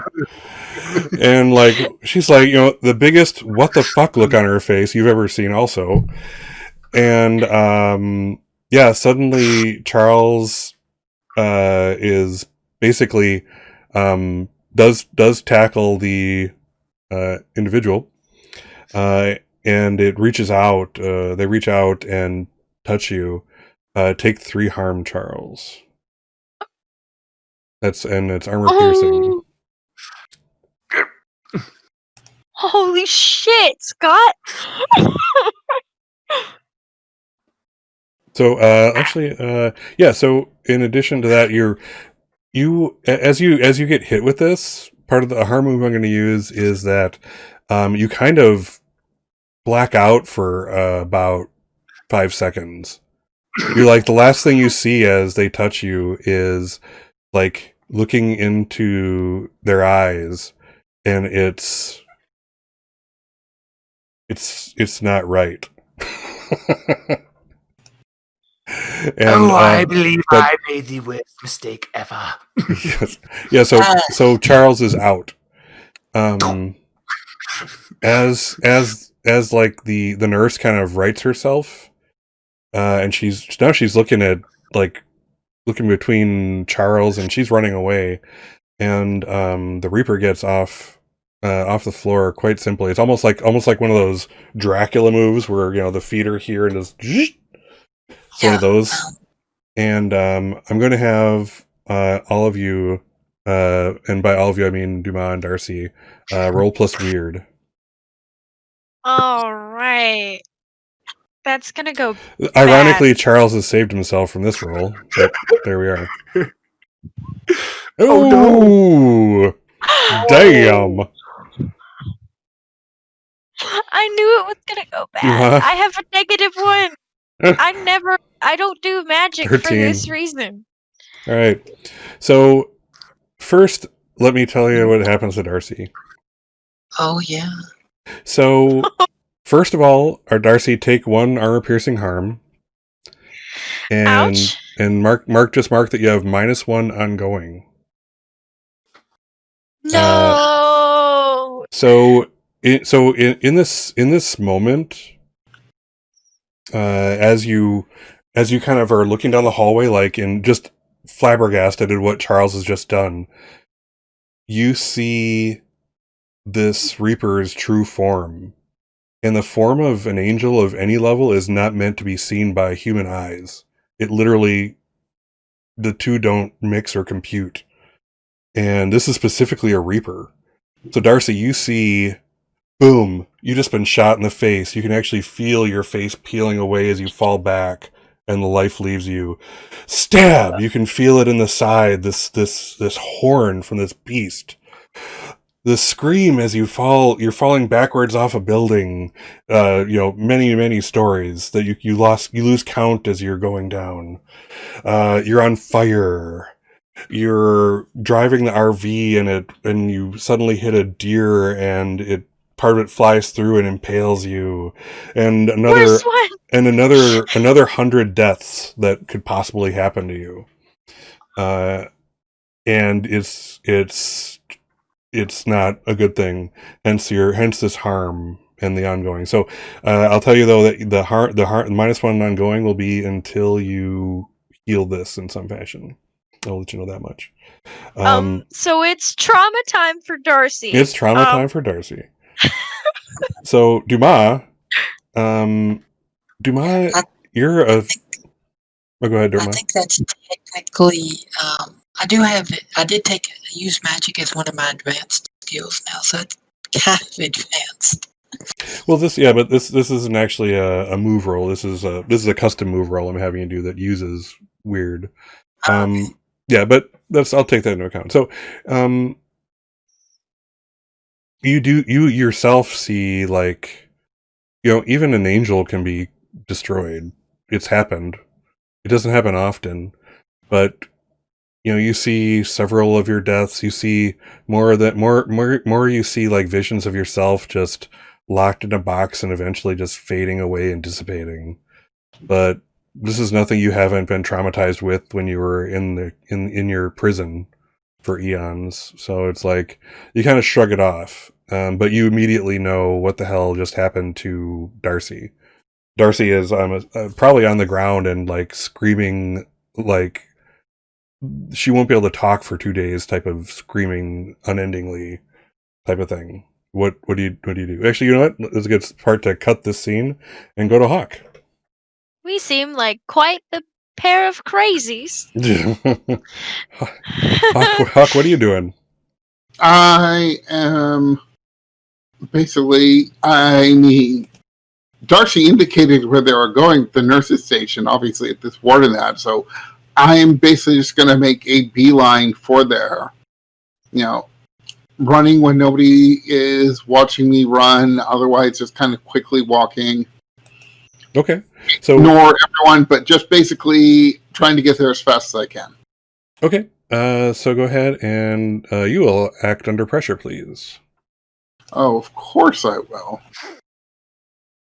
I imagine there's probably also a point at which you do in fact hear a scream. Oh, great. This uses my... How cool am I?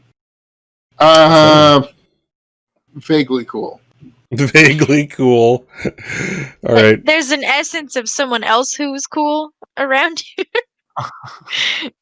So, in kind of doing what you're doing, a security guard actually steps in your path, and immediately you flash your old investigator badge, and they kind of take it to kind of take a closer look, and you're like gone by the time they're examining it. So you're gonna lose your badge. Damn it!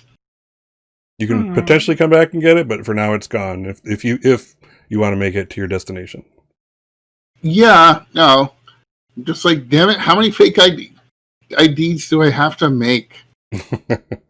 I'm going to blame the cost of this one on Darcy again. Yeah, Darcy's the one who gets them for you. We've established that. So you're in the elevator and you're on the first floor. The doors close, and from the first floor through the elevator shaft, you can hear what can only be Darcy's cripplingly painful scream. Just like a mother knows the cry of their baby, you know the scream of your Darcy. And that is definitely going to be a start mashing the door close button to try and hurry up. Yeah, so it's like, again, as we all know in real life, for reals, the time you want those doors to close is the longest time ever. That ride when you need to get up even one floor, longest ever. And it's like you're hitting it, and all you can hear is, the Muzak version of "The tide is high and I'm holding on." And it's like, you swear to God, you're like 2/3 of the way through the goddamn song by the time you make it up to the third floor and the door is open. The nurse's station is about 20 feet around the corner once you actually get out of there. Something I wanted to ask. You said I knew this angel. Do I know if they were in the abyss or not? They were not. This was, to your knowledge, again, and you don't exactly keep tabs on people. Abizadul was a working angel. This is literally her job, is to be a reaper. So she's on the job, as far as you're aware. Duma step forward, and she starts speaking in that musical angelic language. Oh, the one that makes people go crazy and die? Sure. Kidding. You don't have that ability. Yeah. So, but your intention is to share a conversation with just Abizadul, right? Am I reading you right on that? Yes. Okay. Cool. Yeah, I'll say that that's within your purview to do. The fiction has told us that you can do that kind of thing. So, what are you sharing with them? You try to challenge me. You try to strike down my companions. You loyalist scum. I spent an eternity in the abyss, and now you can't even do your job correctly? All right, Duma, roll to protect someone. She's going to touch Charles again. Charles is still out. Oh, I love this. Charles passed out on the ground. Darcy crying in pain as she sees a million deaths that she could possibly have. Duma having this really aggressive standoff with this angel, and Hawk in the elevator. I'll say that the timing is that Hawk sees this non-conversation, and Darcy is still writhing on the ground screaming. All right. I'm gonna burn a luck to make it 12. I think you can burn a luck to make it 10. No, to make it 12 or avoid to make a roll of 12 or avoid all harm from injury. Okay. So do you have protect someone as an advanced move? Protect? No, I don't. Okay, so you're getting the 10 plus version of it. Okay, so you protect someone. And what's your extra that you're choosing here? Let's see. You inflict harm on the enemy, and she just basically they showed their angelic form, and her angelic form just briefly just bursts out and just tries to do basically the same thing to them what they did to her. Gotcha. I'll say that she'll probably suffer a harm, but kind of the thing that basically they have over you is you're an angel inhabiting a human body, So you're really not an angel for all intents and purposes, whereas they are completely an angel. So yeah, I'll say that you the move says you do harm, so you'll do harm, but it'll be like a harm. You don't have the ability to do this to the degree that they do. Hawk, why don't you do something? And it's about now that Charles comes back to consciousness. Charles comes back to consciousness. Darcy is writhing in pain on the floor, and Dumas has just gone full angel right in front of me. You never go full angel. But I still can't see the Reaper. Yeah, no, no, actually, I suppose the way that things are positioned, the Reaper is still down the hall from where you can see like the scene. Again, it's like a T intersection. As you come out of the elevator, you turn right. T intersection. If you right at the corner is where the nurses' station is, kind of like an open area, with the countertops and stuff. So yeah, Charles and the Reaper are out of your view presently, but Darcy and Dumas are in full view. Okay. Dumas seems to be going full angel, and Darcy's on the floor. Immediately going to go to Darcy to figure out what's going on and try to help. Yeah, I should have picked the other one. Like all the danger is now focused on you. That's the one I should have picked. That's right. So, Hawk, you're basically attempting to tend to Darcy? Pretty much, yeah, if I can do that. Okay, so like describe to me what you're doing. I mean, basically like rushing forward, Darcy, just kind of like dropping my knees, and just quickly scanning, trying to figure out what I can do for her, what's going on. She's like the look on her face, and again, you and Darcy have enough history where the look on her face is pure remorse and terror. And like Darcy, and not really getting any response. It's probably not seeing me right now, I expect, right? Her eyes are open, but she's not focusing on anything in front of her. Okay. Well, and I guess it stands to reason that, Darcy, the eyes are open, but it's not exactly, checked in. So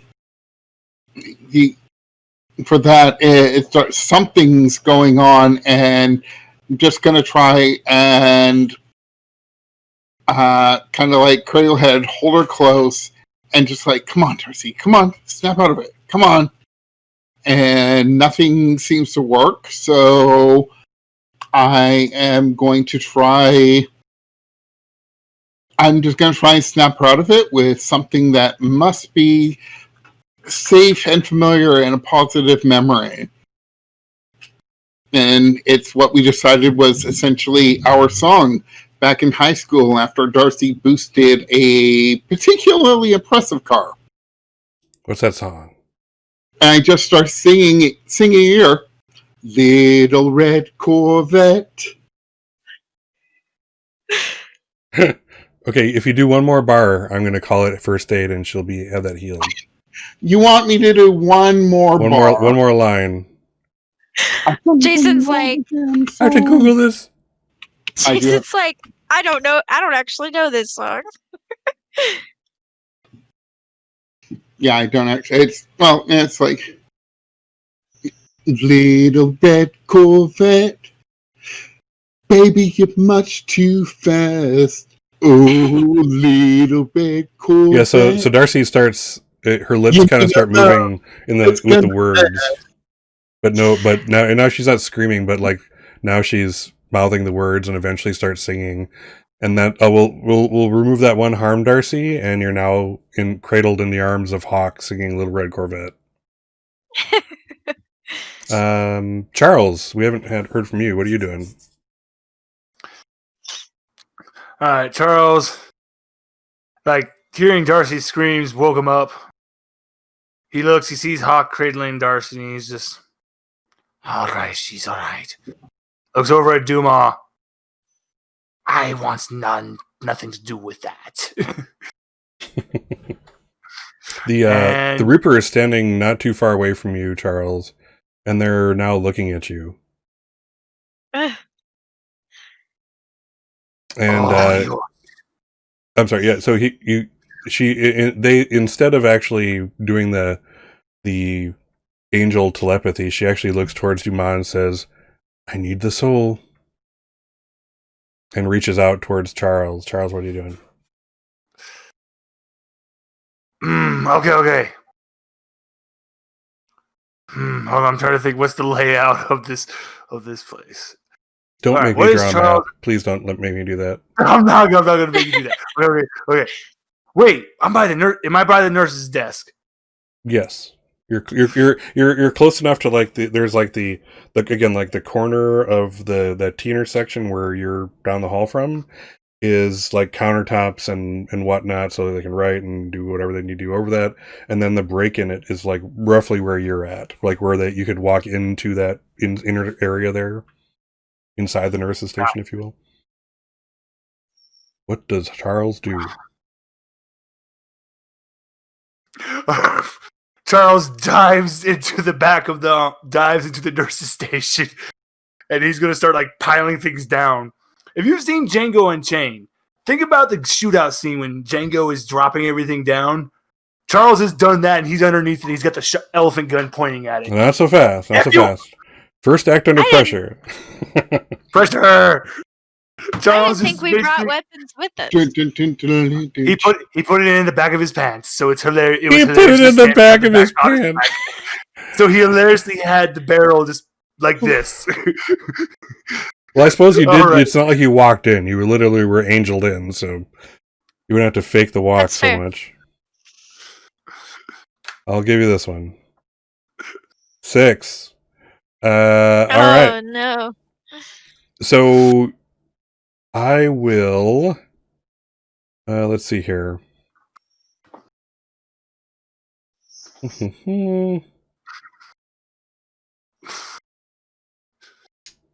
I will say that since you completely missed, I'm going to say that whereas you kind of like tried to jump over, you do a, let's face it, more Charles appropriate, less than graceful.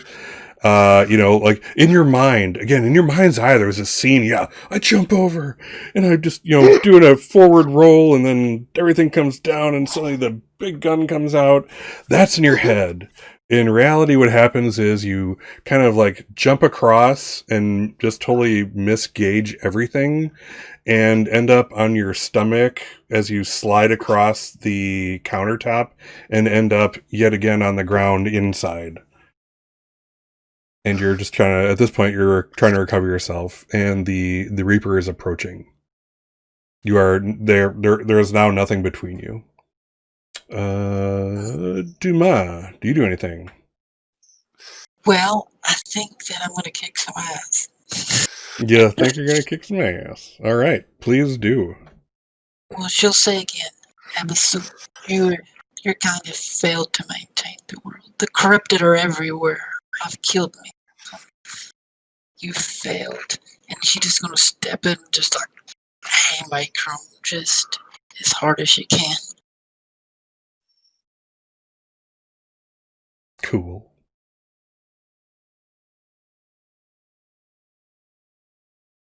Do it. Do it.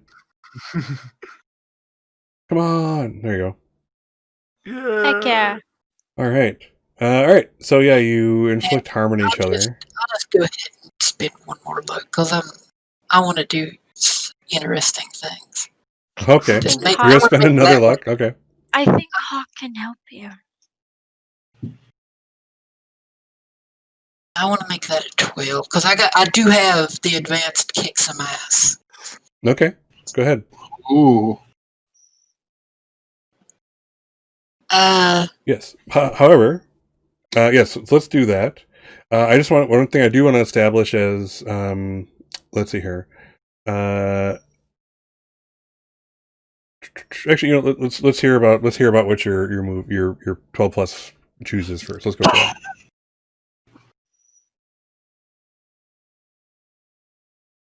Describe what you do and what you choose from the 12 plus area there.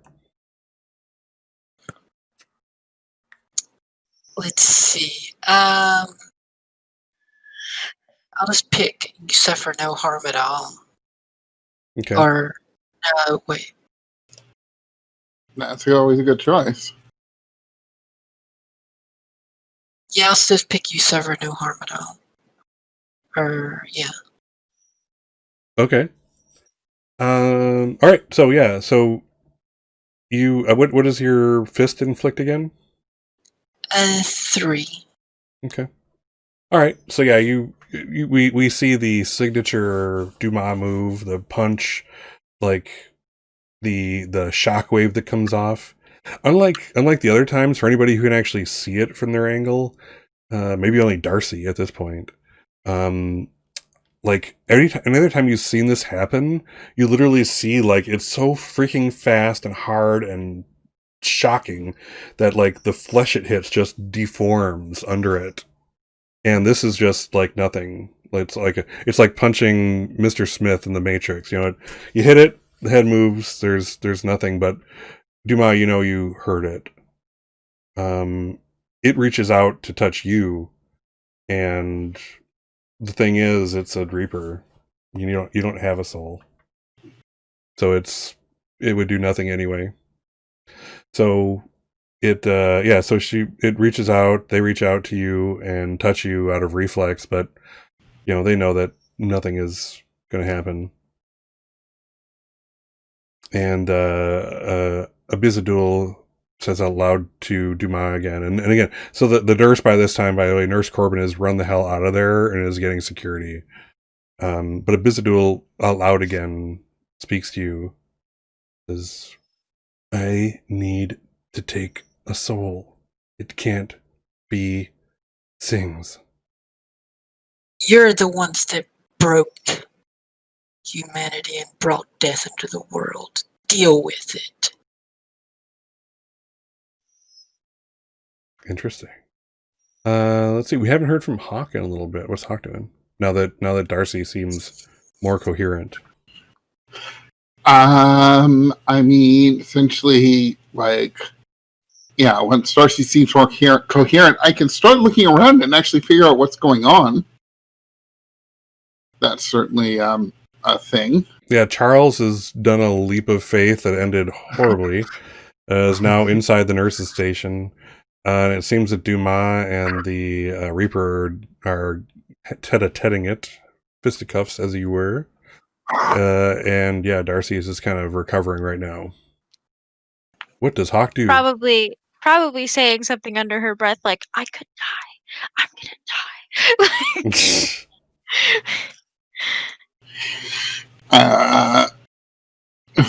So I can hear that as I'm close enough to Darcy, and I'm just gonna go. I mean, you knew that, Darcy. You knew that we're all gonna die. Yeah, but life is an inevitably fatal sexual transmitted disease. there's so many things that could kill you. And if you don't get off on your ass, it'll be me.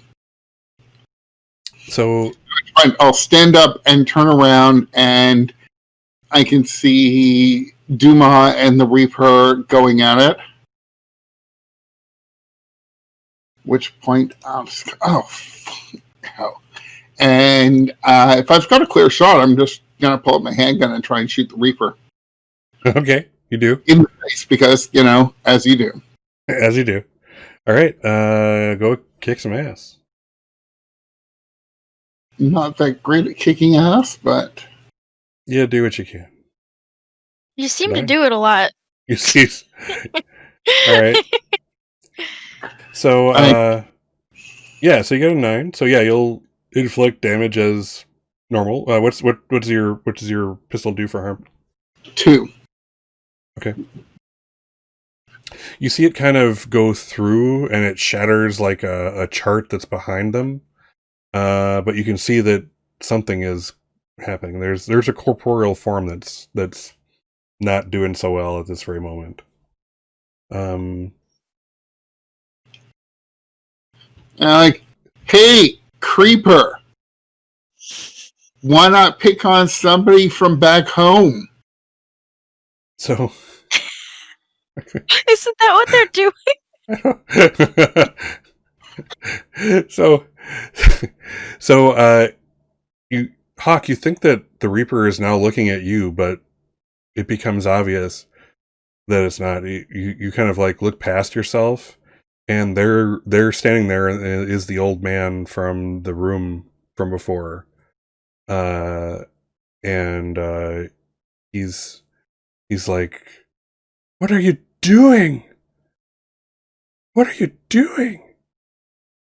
And the Reaper, Duma, you can see the Reaper's face just kind of fall, and they say,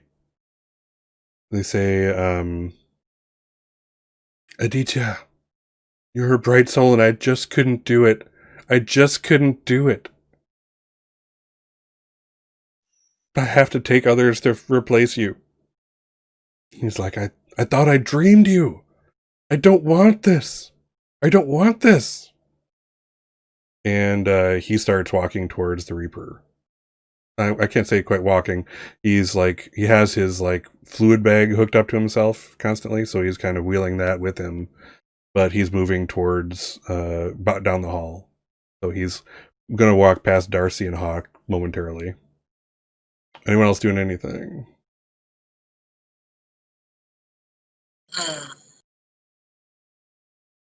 Duma looks over to the old man and says, "You would preserve one at the cost of many. Is this what you're kind of do?" I thought I dreamed them. The last thing I would want is anyone to be hurt in my stead. I've been ready to go. And he kind of keeps walking. Now he passes Darcy and Hawk, moving towards Dumas and the Reaper, and Charles off to the side, now recovering himself. Says, I've been ready to die for some time now. I've accepted it. My family's accepted it. I never asked for this, and I wouldn't want pain to be brought to anyone else like this. I thought if I knew you were real, I would have done something. And the Reaper is basically like, you were such a bright soul. I couldn't. And with that, unless anyone does anything, Aditya will reach her and basically reach out his hand to her, or them rather, and she'll touch it, and immediately just drops like a sack of rocks. And you see everyone else sees the Reaper fade. Dumas, you see, like, you can see there's a thing in angel circles called an undoing, when the angel just can't take it anymore, or when it's gone too far, when it's seen too much, etc. They have the ability to stop their existence. And you see kind of, you've never witnessed it yourself. It's so rare and unheard of, but you see the Reaper unmake themselves before you.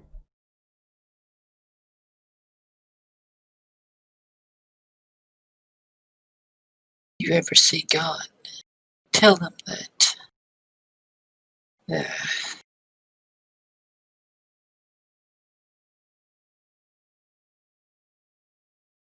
she doesn't finish it.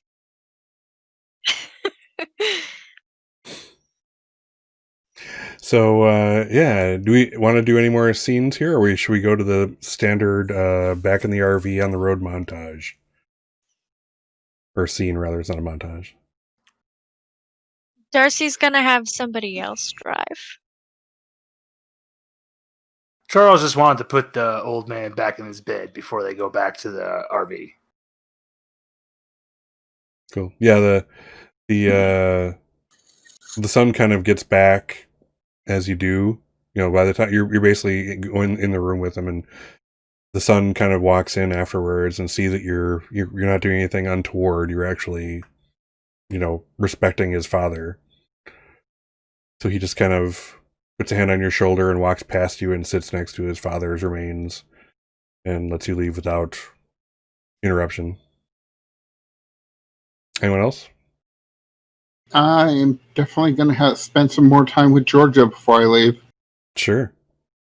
Yeah. So yeah, your conversation with Georgia is nice. You know, she's obviously weak. Today is not a good day as you're getting ready to go.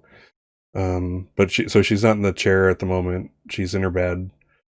But she kind of, as you're standing there or sitting there, she kind of pats it. It's like, oh, I'll get back to old Matilda tomorrow. I'll be feeling better. We'll go racing. Nurse Colton won't be able to catch me. And because I am here, can I go over to Georgia and say, child, I am an angel, and maybe I can at least give you one last gift. And she put her head on her forehead, and I'd like to use magic to try to cure a disease. Oh, damn. All right. Go ahead and use magic. Roll plus weird. Oh, I hope this doesn't go bad. Oh, please let this work. Oh man. No We're all pressure. gonna be so upset if Dumas accidentally kills the cancer kid. No. Well, I still got luck, so I mean, For the record, that is actually a line in this campaign, so it would not happen. Wait, do you have advanced use magic? yes, I do have advanced use magic. Well, then I am going to try and see if, I'm definitely going to be kind of holding Georgia to thinking good thoughts, and I'm going to try and help out. Okay. And so that automatically succeeds, if I recall, right? Only in combat Only for that one. I actually have to roll this one. Okay. Unless we're combating the disease. Ooh, interesting. Yeah, maybe not. That's all right. All right. You still get 11. Mark experience, unless you want to spend a luck. You know what? Sure, I'll blow the luck to give the help out, and then that will bump Dumas up to 12 on magic. Wow. Which is advanced. Yep. So Keeper will offer some added benefit. So, so Dumas reaches out, kind of touches her on her head, and does what Dumas does. Hawk, standing next to her, you can see that flicker of real angel come out as this advanced move happens. This is too much magic to be contained by the form that she carries. And you see this kind of light zip from her, like, torso, her soul, if you will, if she had one, down her arm and into Georgia. And, like, where Georgia's skin was ashen, it now turns the very chocolate brown that it's supposed to be. You see, like, her eyes that were sunken are full, like a child's should be, and you kind of see like a little gleam in her eye, and she just kind of she kind of smiles, and she looks at you both and says, "I finally met an angel." Well, and she kind of reaches out to touch Hawk's hand. "I met two." And we'll end that scene there. Foreshadowing, or not foreshadowing, as we jump ahead in time, you see a newspaper article about 15, 20 years later, where it basically it reads how a local woman is saving lives with a touch.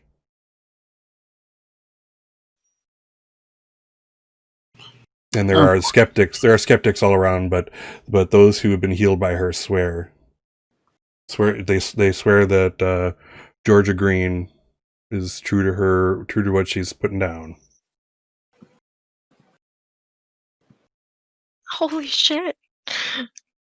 So now let's hit that RV scene. Yeah, What's Darcy's going on? not driving. Darcy's not Somebody driving. else is driving. Darcy, Finally, not in a mental state to where No, no, she no. wants to be behind the wheel of the RV and would appreciate some not crazy reckless driving. Charles. Charles is actually very calmly, slowly driving the RV. Fenrir's next to him, wearing a trucker hat. And Charles is singing.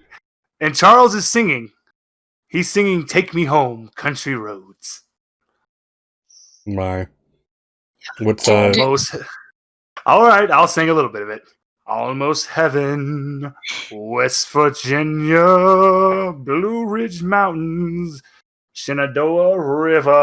Okay, that's far more than enough. You're good. On the road. Oh Jesus! Carry me Take home me home to Yep, that's just- the place where I belong. So Dumas, what's Dumas doing in the back with this sing along going up front? Darcy laying down in her bunk. She's probably just like brooding and like drinking beer and just like generally it looks very intense. Yeah. So we kind of again another great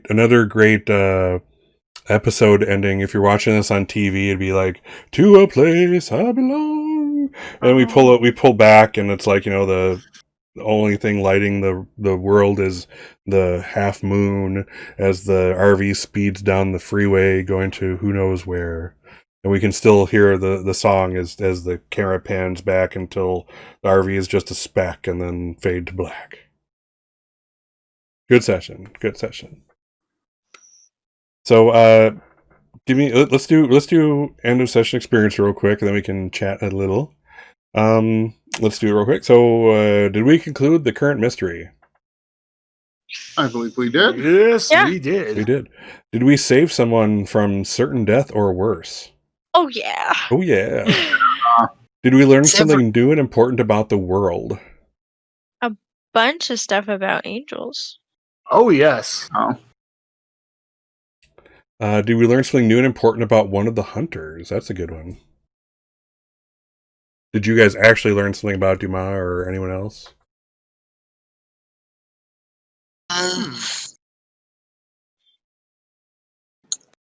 Because Dumas not chatty about what she's thinking. I'm not gonna lie. This is the first time Charles ever seen seen Dumas be playful. So the spoon booping is still blowing his mind. It doesn't quite mean, make it. Does Yeah. Charles drinking count, or is that just like Oh, a interesting. new Okay, yeah. development of his? The fact person. that he has it in him to want to quit and etc. That okay. Charles is acting completely differently. And Wow. it's still weird. It's almost like if you're sober, you're not acting all crazy and stuff. That's insane. That's insanity. It's counterintuitive. So yeah, okay, let's call that for it. So everyone, mark 2 experience, please. In addition to any misses you might have had or other moves this time. I don't think anyone had any experience moves. I get another improvement. Nice. As do I. All right. Cool. So good episode. Let's see here. We have a couple minutes.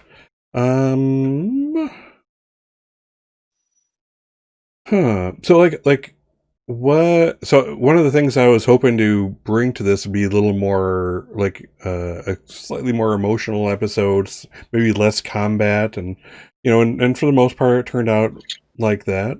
I love the last turn with Georgia was sweet and nice. I'll definitely be clipping that for my highlights of the week.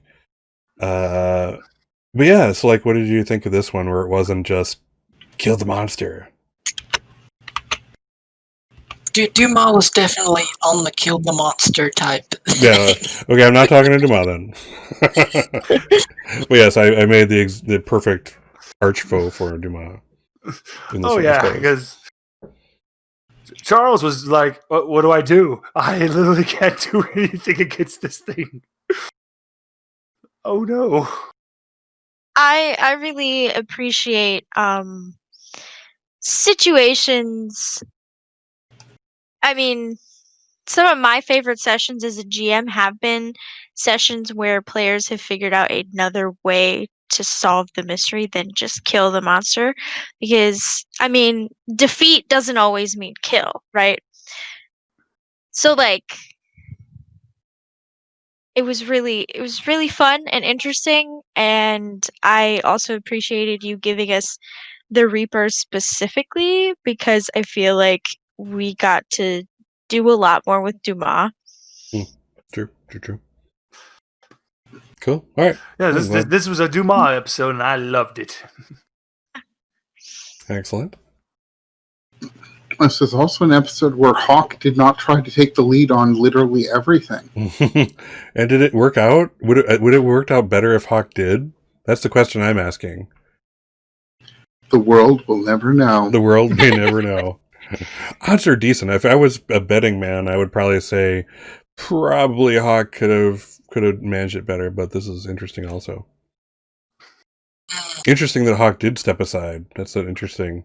What's Hawk trying to prove? It shows that she really listened to what Darcy was saying in their conversation last time. Very true.